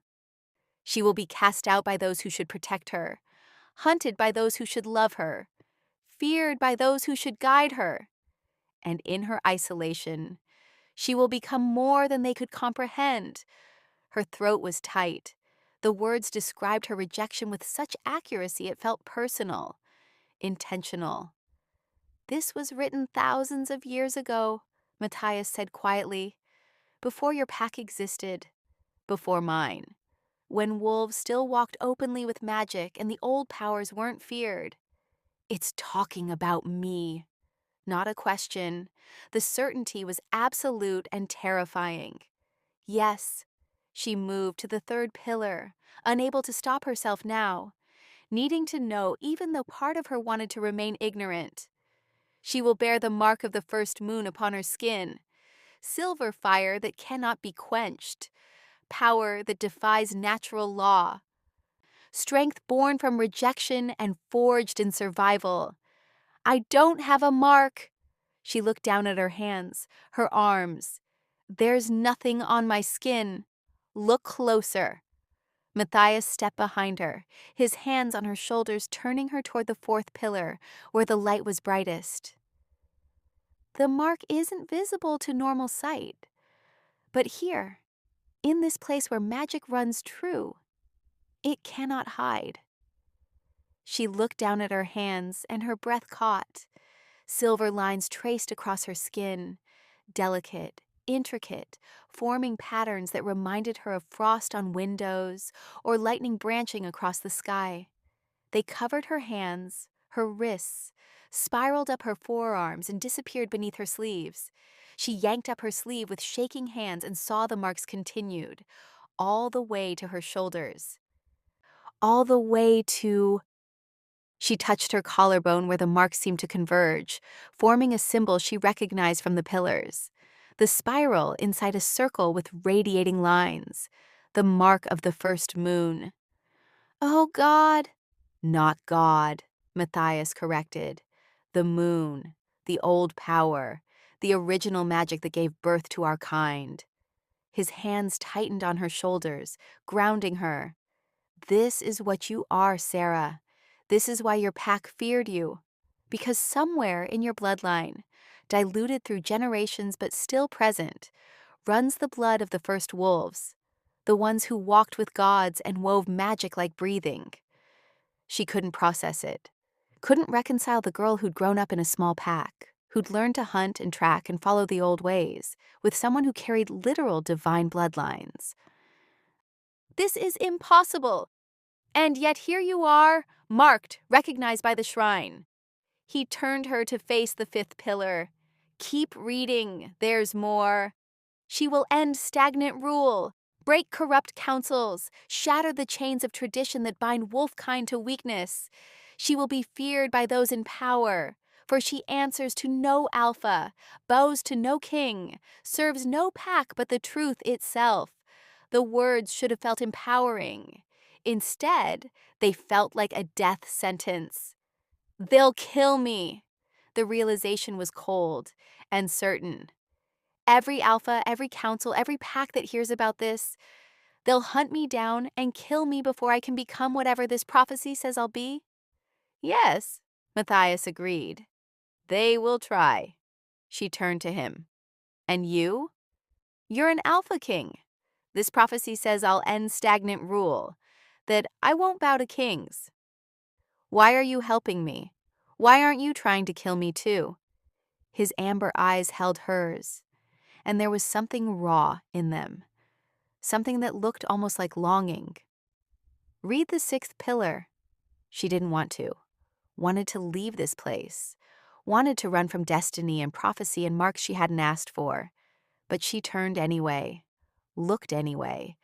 The child of the flame will walk alone until the king of ash finds her in darkness. He who has ruled through blood and isolation. He who has survived what should have destroyed him. He who bears his own marks of fire and loss. He will recognize her before she recognizes herself. And he will choose. Not dominance, not possession, but partnership. For only together can they remake what has been broken. The clearing went absolutely silent. Even the humming stopped. Sarah couldn't breathe, couldn't think, could only stare at words that described Matthias with the same eerie accuracy they described her. "King of Ash," she whispered. An old title. His voice was rough. "From a war most have forgotten. From a battle that left me ruling 7 packs because there was no one else left alive to do it." "You knew," accusation crept into her voice. "When you found me bleeding on that ledge? When you carried me to the cave? When you said you'd been watching? You knew about this prophecy." "I knew the words. I didn't know if they were real." He moved around to face her, and his expression was more open than she'd ever seen it. Vulnerable. "I've lived 2 centuries waiting for signs that this was more than ancient wolves hoping for salvation. And then 2 months ago, I felt your power awaken, and I knew." "The way you know the sun will rise, certain and absolute." "So what?" She heard her voice rising, felt panic clawing up her throat. "You've just been... What, grooming me to fulfill some prophecy, making sure I survive long enough to become whatever the shrine says I should be?" "No." He closed the distance between them in 2 strides, his hands coming up to frame her face. "I've been trying to keep you alive because the alternative, a world where that light gets extinguished, is not one I can stomach. Because of prophecy? Fuck the prophecy." The vehemence in his voice shocked her into silence. I don't care what these stones say you're meant to be. I care that you chose to jump off a cliff rather than submit. I care that you held back your power even when it would have saved you, because you didn't want to kill wolves who were trying to murder you. I care that you survived rejection and exile, and still managed to ask if I would kill you, instead of just assuming I would. His thumbs brushed across her cheekbones, and she realized she was crying. The prophecy didn't make me help you, Sira. You did. Your strength, your mercy, your absolutely infuriating determination to survive despite impossible odds. His forehead dropped to rest against hers. The prophecy just gave me context for why every instinct I have screams at me to protect you. I don't want to be some chosen one, she whispered. I don't want to break counsels or end rule or any of that. I just want to understand what I am. I just want to not be afraid all the time. I know.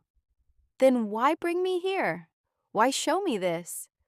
Because ignorance won't protect you. He pulled back enough to meet her eyes. The moment you manifested, you became a target. Every sensitive wolf within 100 miles felt it. Every pack with a lore keeper will search their records and find these prophecies. You can't hide from what you are, Siri. You can only choose how you face it. She wanted to argue, wanted to reject the destiny being forced on her. But he was right.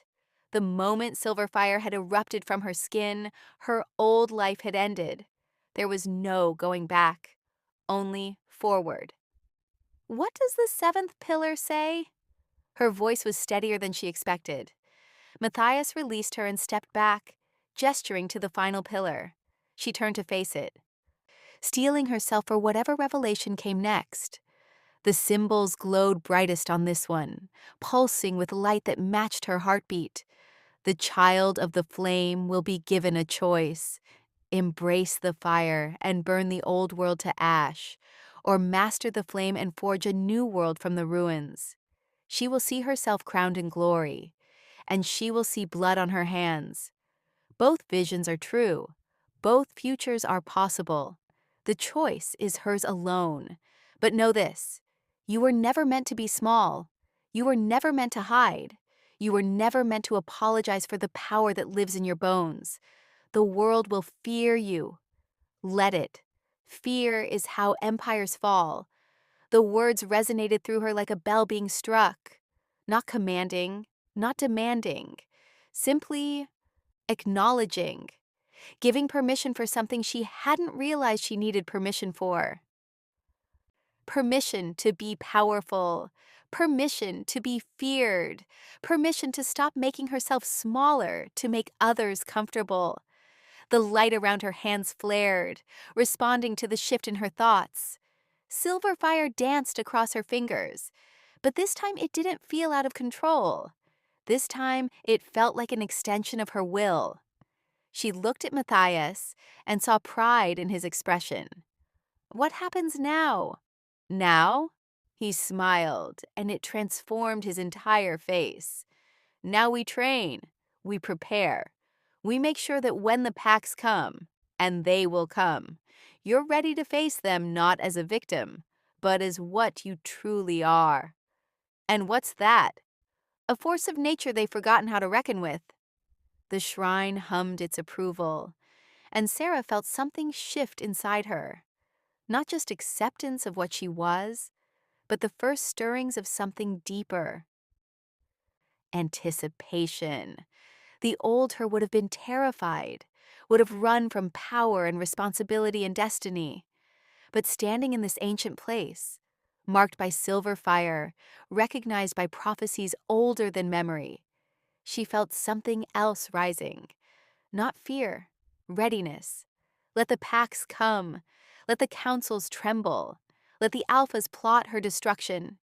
She would be waiting, and she would burn so bright they'd have no choice but to look away. A voice, not Matthias, not her own thoughts, but something other, whispered through the clearing. Ancient, feminine, carrying the weight of millennia.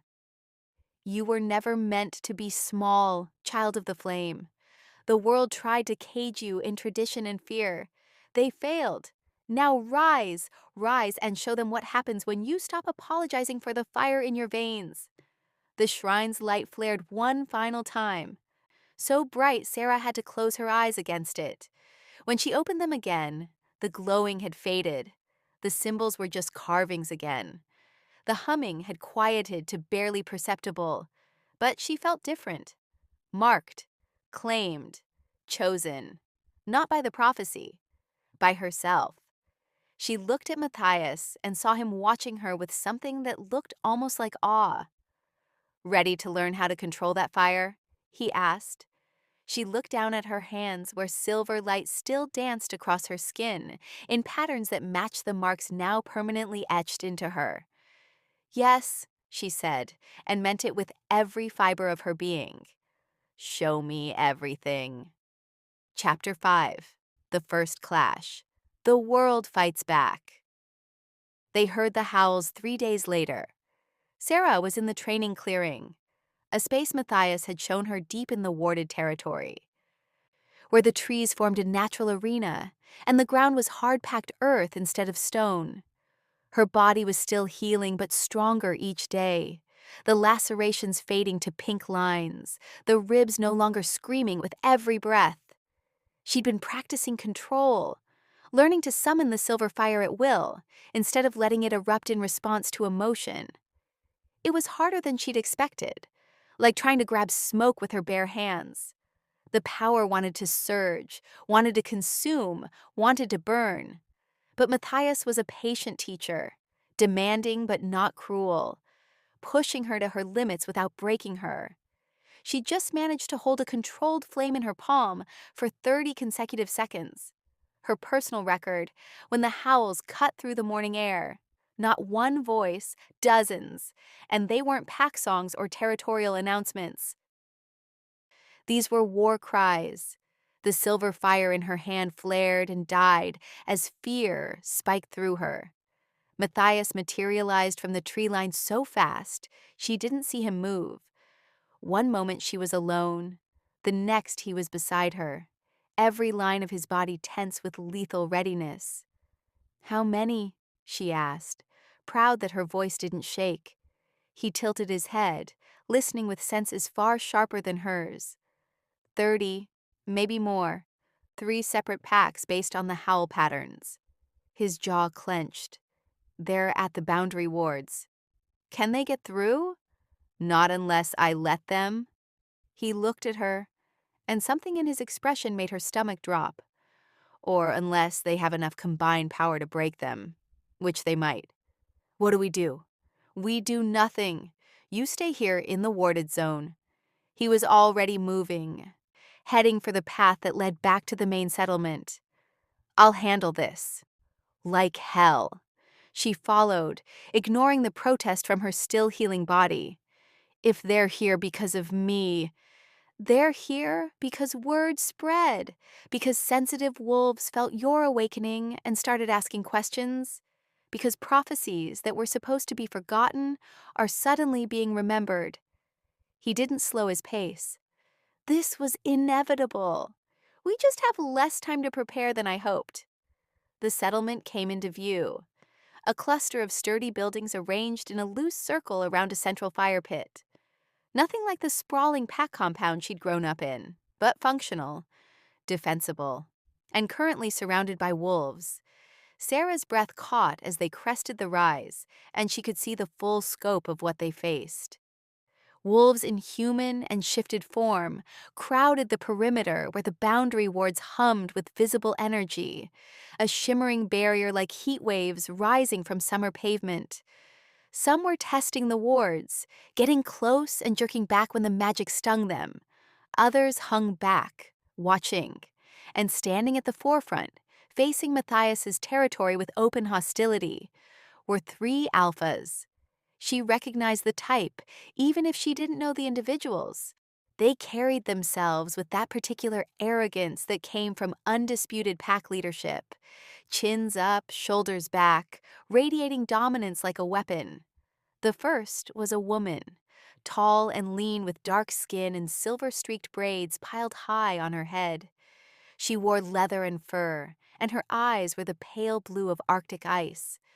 The second was a massive man who looked more bear than wolf, with a barrel chest and arms thick as tree trunks. Scars crisscrossed his exposed forearms in patterns that spoke of countless battles. The third was younger, maybe mid-30s, with sharp features and eyes that never stopped moving, calculating, assessing.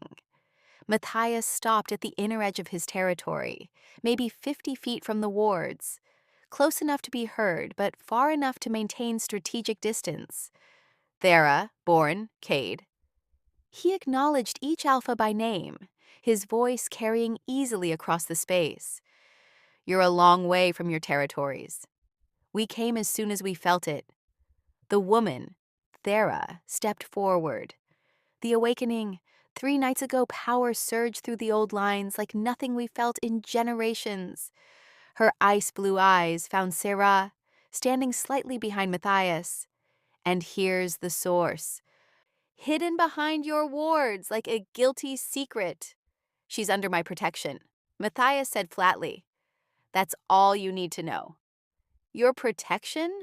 The scarred giant, Borin, laughed, the sound like grinding stones. You protect an abomination? You who've upheld the old laws for 2 centuries? I protect what I choose to protect. My territory, my decision. Not when it affects all of us. The younger one, Cade, moved closer to the wards, his gaze locked on Sarah. She's destabilizing the entire region. Half my pack can't sleep because they feel her power crawling under their skin. The young ones are having visions. The elders are having seizures. Sarah flinched. She hadn't known, hadn't realized her presence could affect wolves so far away. Matthias must have felt her reaction because his hand came back, fingers brushing her wrist, steadying. Grounding. The discomfort will pass once she learns control, he said. Control? Thera's voice rose. You think this is about control? Matthias, she bears the mark. We've all seen the old texts, heard the prophecies, the child of the flame, the one who ends stagnant rule and breaks councils. She gestured broadly at the assembled wolves. Do you think any of us are going to just accept that? Just sit back and wait for her to decide our fates? The prophecies also speak of a choice. Matthias's voice was steel. She can choose peace, choose to use her power for protection rather than destruction. And you believe that? Born stepped up beside Thera. You trust that a wolf rejected by her own pack, hunted and traumatized, will somehow choose peace when she has the power to burn us all? Yes, Matthias said simply. I do. The certainty in his voice sent warmth through Sarah's chest, even as fear coiled in her gut. Then you're a fool. Cade's lip curled. Or you're thinking with something other than your strategic mind. Tell me, Alpha King, is she sharing your bed yet? Is that why you're so willing to doom the rest of us? The temperature dropped 10 degrees. Matthias moved so fast, Sarah barely tracked it. One moment he was beside her. The next, he had Cade by the throat, the younger alpha's feet dangling inches off the ground, despite the boundary wards crackling between them. Say that again, Matthias growled, his voice dropping into registers that made Sarah's wolf whimper. Give me an excuse. The wards screamed where Matthias's arm passed through them, but he held position, his hand locked around Cade's throat, apparently immune to magic that would have killed a normal wolf. Matthias! Thera's voice was sharp. Release him! For a moment, Sarah thought he wouldn't. Thought he'd crush Cade's windpipe just to make a point. Then he opened his hand, and Cade dropped, gasping, scrambling backward from the wards. Watch your tongue, Matthias said coldly, or I'll remove it. He stepped back through the wards, his expression carved from stone. Thera studied him with those ice-chip eyes. You've changed, old friend.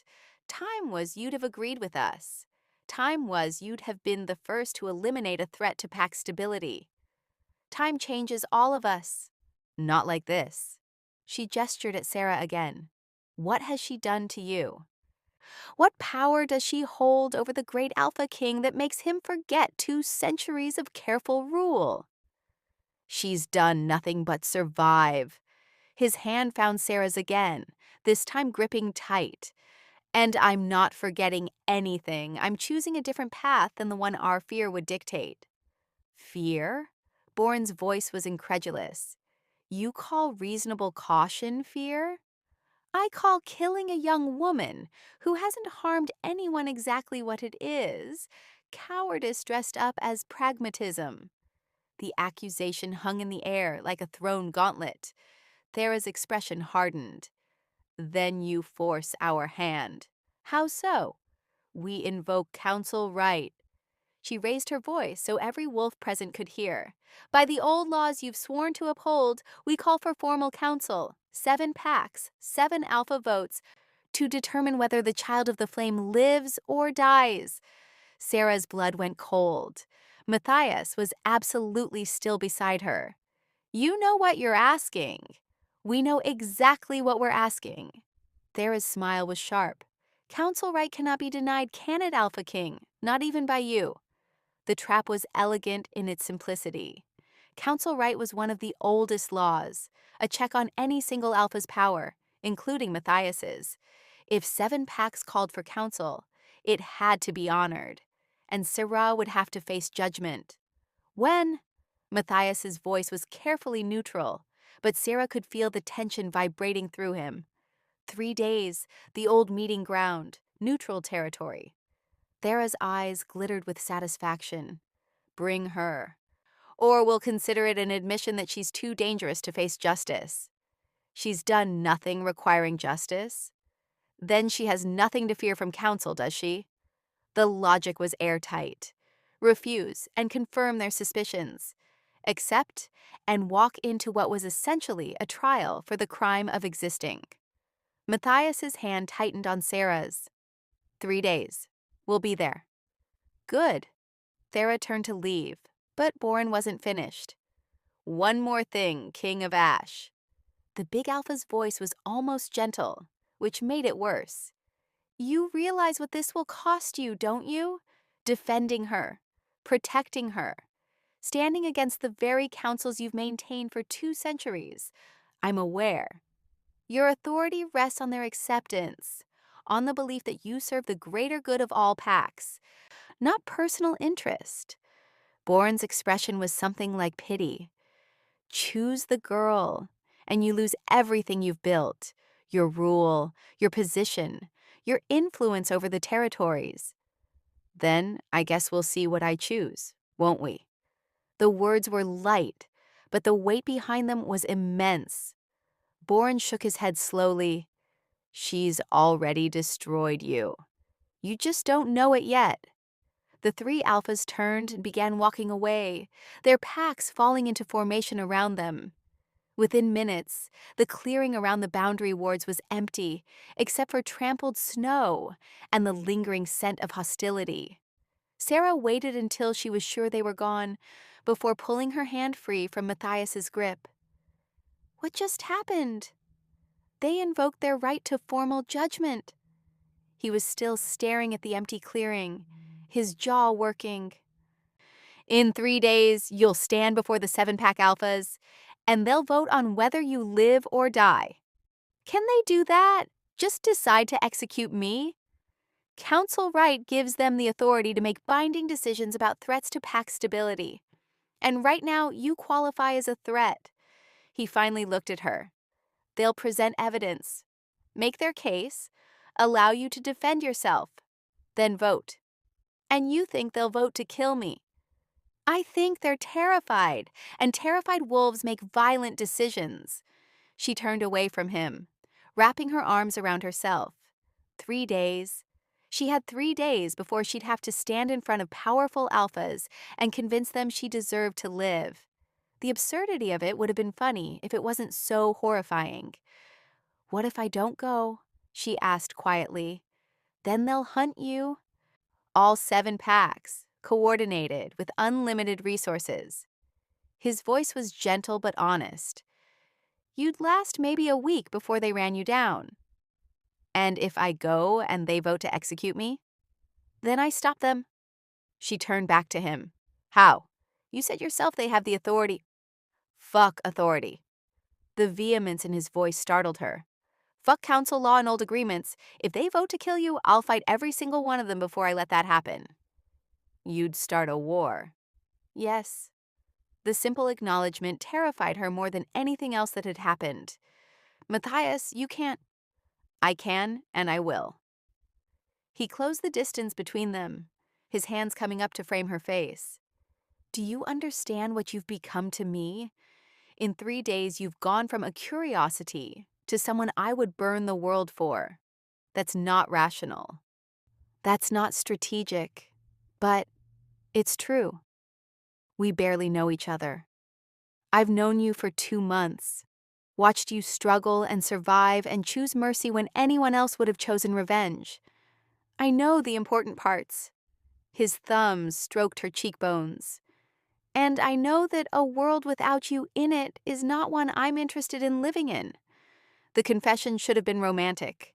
Instead, it felt like a burden. I can't be responsible for you destroying everything you've built. Her voice cracked. I can't be the reason you lose your authority, your position, your... Those things matter far less than you seem to think. They matter to you. They mattered, past tense. He leaned his forehead against hers. For 2 centuries, I've ruled through isolation and careful politics.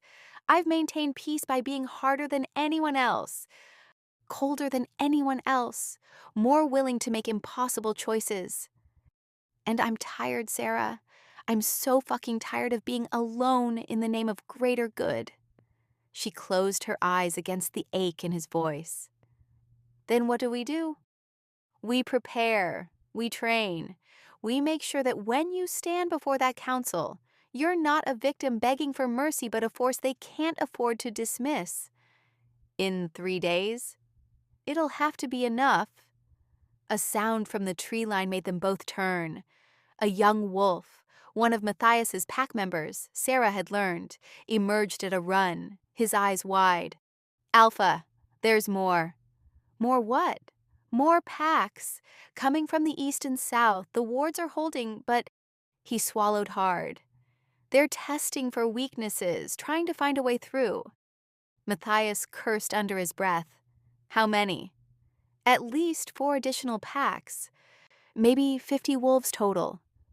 They're not waiting for counsel, Sarah realized. They're planning to end this now.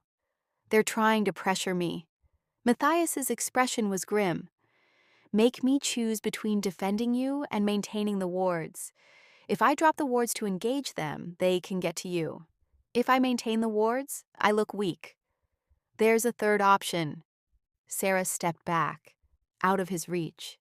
I leave. No. Listen to me. She held up a hand when he started to protest. I leave voluntarily. Walk out through the wards, face them on neutral ground. Take away their excuse for siege. They'll kill you the moment you step outside my protection. Maybe. Or maybe they'll honor safe passage long enough to hear what I have to say. She was making this up as she went, but it felt right.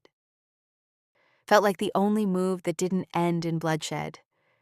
Either way, it removes you from the equation, removes the target from your territory. I will not let you sacrifice yourself. It's not sacrifice. She met his eyes. It's choice. The prophecy said I'd have one, remember? Burn the world or forge something new. Well, I choose not to burn your world, Matthias. I choose to face them alone. Alone is how you die. Maybe. She felt strangely calm saying it. But at least it'll be my choice, not theirs. Not because I was condemned or executed or hunted down like an animal. My choice. He looked like she'd physically struck him. I can't. You can. You have to. She reached up, cupping his face the way he'd done to her moments ago. Because if you fight for me now, you lose everything. your authority, your position, the peace you've maintained for 2 centuries. All of it gone. I don't care, but I do. The words came from somewhere deep and true. I care that you've spent 200 years building something worth protecting.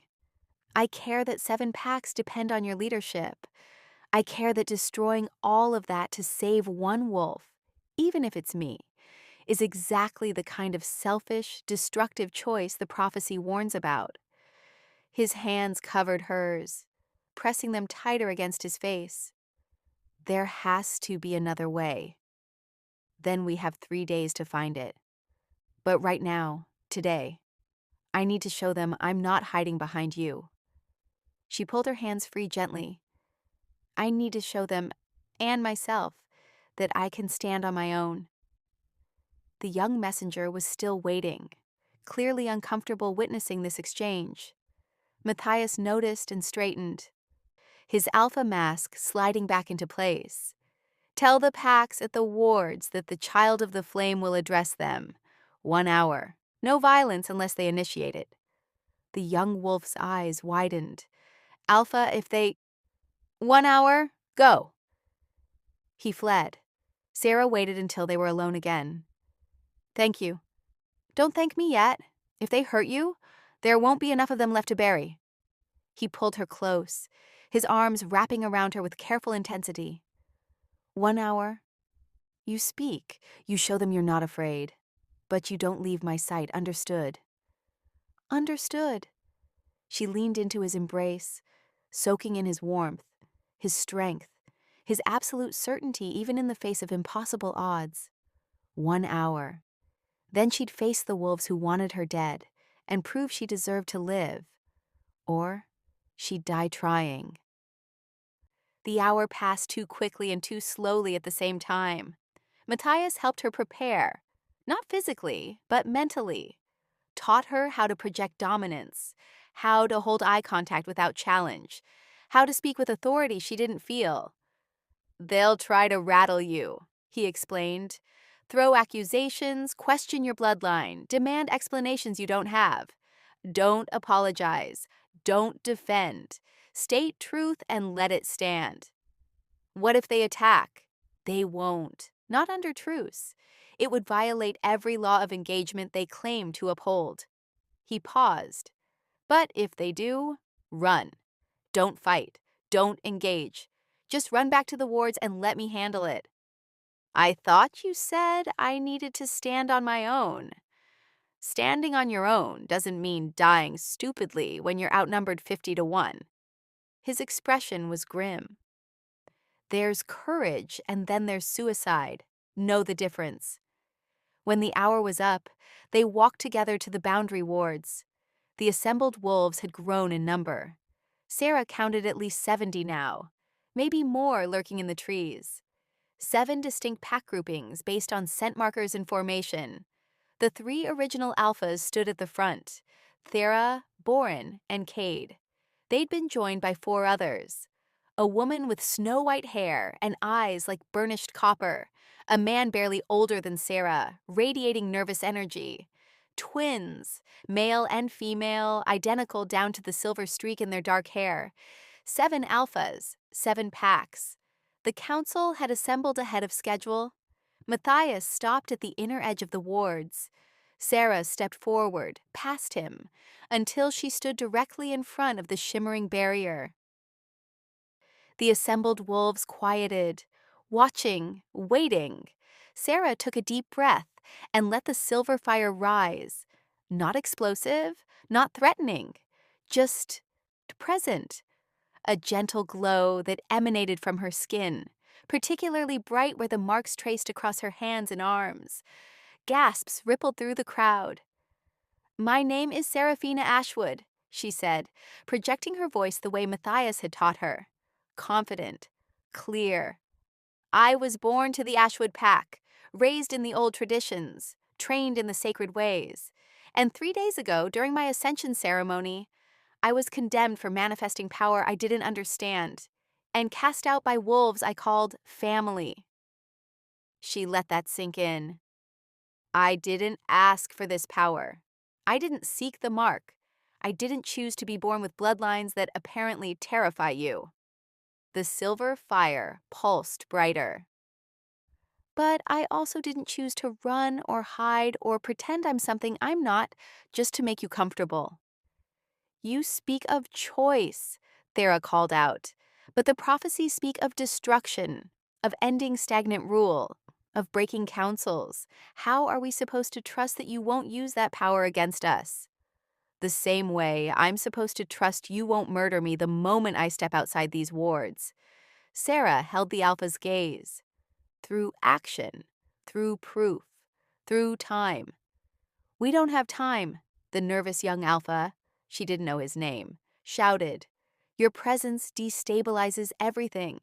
My pack can barely function with the pressure you're putting on the old lines. Then help me learn control, instead of trying to kill me. She turned to address him directly. I've had 3 days to understand what I am. 3 days to practice containing power that's lived dormant in my bloodline for generations. Give me time to master it, and the pressure will ease. And if it doesn't, this from the white-haired woman. If it grows instead, if you become more powerful, more destabilizing, more dangerous, then call your counsel.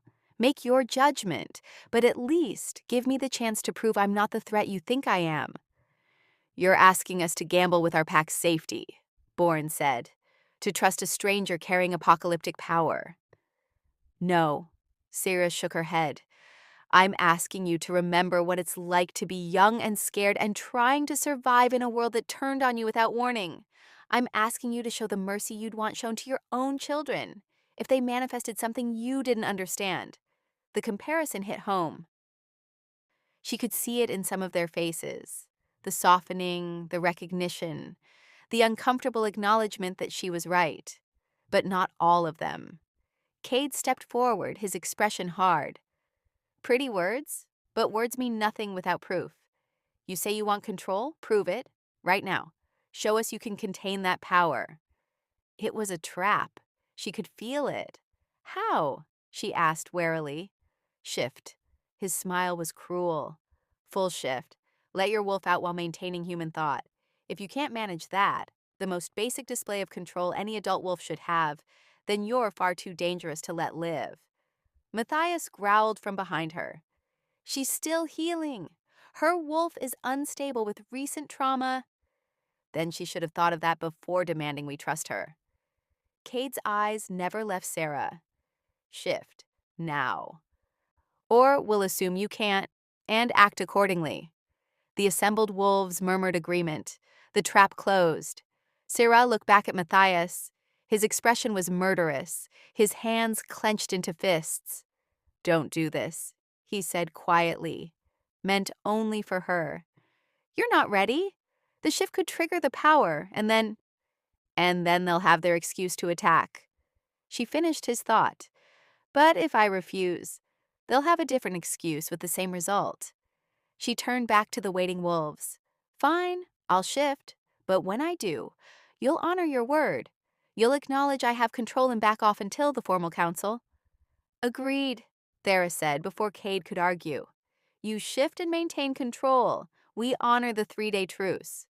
Sarah nodded once, then she closed her eyes and reached for her wolf. The response was immediate and violent. Her wolf surged forward, desperate to manifest, desperate to defend, desperate to fight these threats who surrounded them. Sarah gritted her teeth and held on.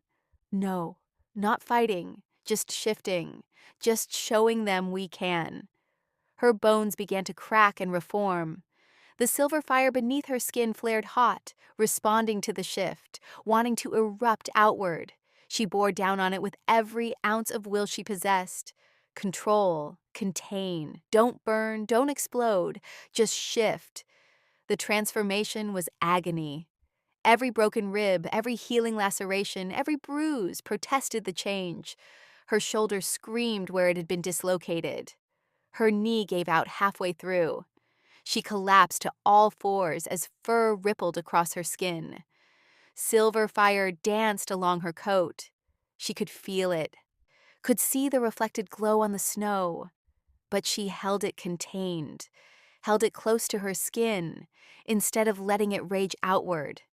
When the shift completed, she stood on 4 legs, panting, her wolf form smaller than most of the assembled wolves, but unmistakably powerful.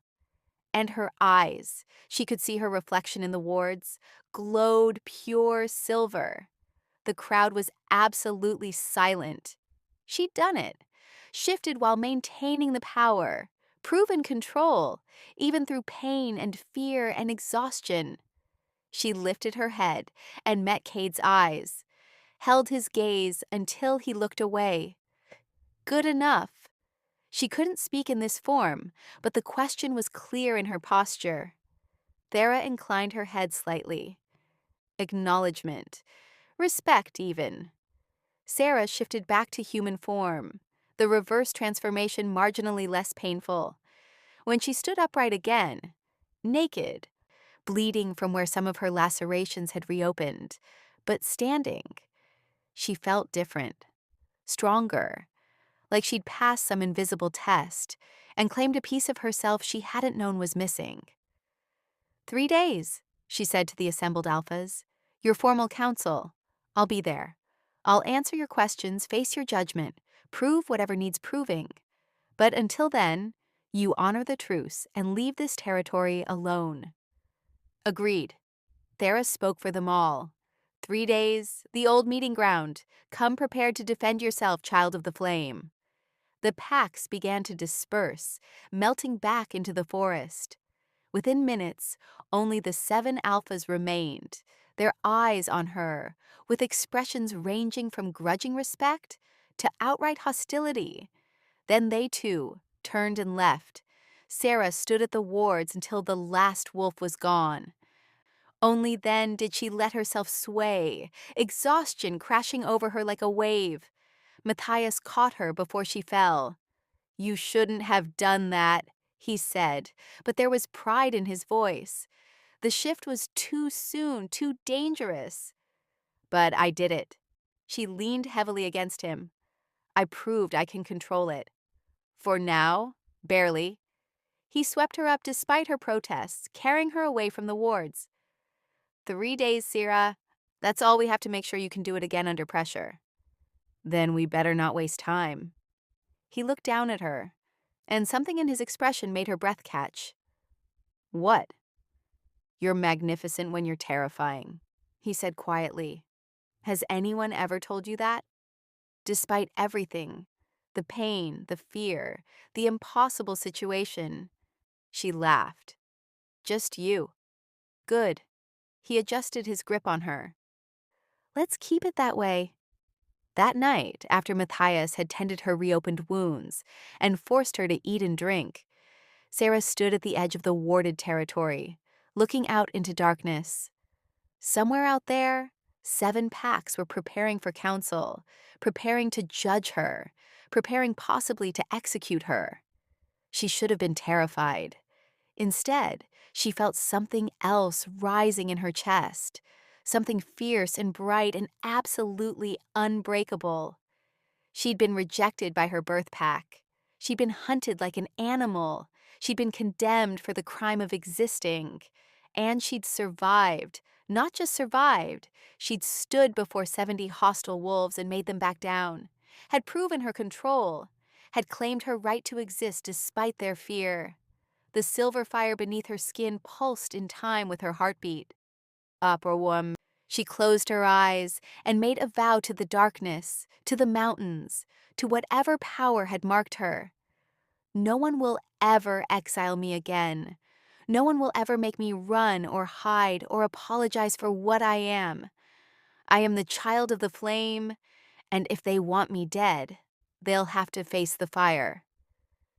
The words settled into her bones like truth. Behind her, she heard Matthias approach, felt his presence solid and warm at her back. Talking to yourself? Making promises? She corrected. What kind of promises? She turned to face him, and in the moonlight, her eyes glowed pure silver. The kind I intend to keep. He studied her for a long moment, then nodded slowly. 3 days, he said again. Then we show them exactly what happens when you stop running. 3 days, she agreed, and somewhere in the darkness, the future waited with teeth and claws and the promise of fire. Let it come. She would be ready. And there, in the silver moonlight with fire in her veins and destiny at her fingertips, Seraphina Ashwood prepared for the battle that would define not just her life, but the future of every wolf who'd ever been cast aside for being too powerful, too different, too much. 3 days until council, 3 days until judgment, 3 days until the world learned what happens when you try to extinguish a flame that was always meant to burn. But this is only the beginning of Sarah's journey. What happens when she stands before that council? Will the 7 alphas vote for her death, or will her display of control buy her the time she needs? And what about Matthias, the alpha king who's willing to burn everything he's built for a woman he's known mere days? What secrets is he still hiding? What darkness lives in his past that makes him recognize her so completely? And the prophecy. We've only scratched the surface. The child of the flame, the king of ash, 2 souls marked by fire and loss, brought together by destiny or pure chance. Which is it? The answers are coming. The story continues. The fire is just beginning to burn. If you're craving more, if you need to know what happens when Sarah faces that council, if you're dying to see the moment Matthias finally loses control, if you want to witness the full awakening of power that will shake the very foundations of wolfkind, then you need to subscribe to Author Sloan right now. Hit that subscribe button because part 2 is coming. And trust me, you do not want to miss what happens next. The training sequences that will push Sarah to her absolute limits. The council confrontation where words become weapons, and one wrong move means death. The secrets about Matthias's past that explain why he's the only one who can stand beside her in the fire. And the choice, the impossible, devastating choice, that will determine whether Sarah becomes the savior the prophecy promised or the destroyer the alphas fear. Share this video with everyone who loves enemies to lovers tension, fated mates who fight destiny every step of the way, and heroines who'd rather burn the world than bow to it. Share it with your werewolf-obsessed friends, your shifter romance addicts, you're anyone who understands that the best love stories are forged in blood and fire and absolute chaos. Because Sarah's story, this is the kind of tale that deserves to be howled from the rooftops. Part 2 is coming, the council awaits, the fire is rising. And I promise you, what comes next will leave you breathless. Subscribe, share, and watch for part 2. Because the child of the flame is just getting started. And the world has no idea what's about to hit them. Until next time, may your fires burn bright and your wolves run wild. This is Author Sloan, and I'll see you in part 2. The story continues.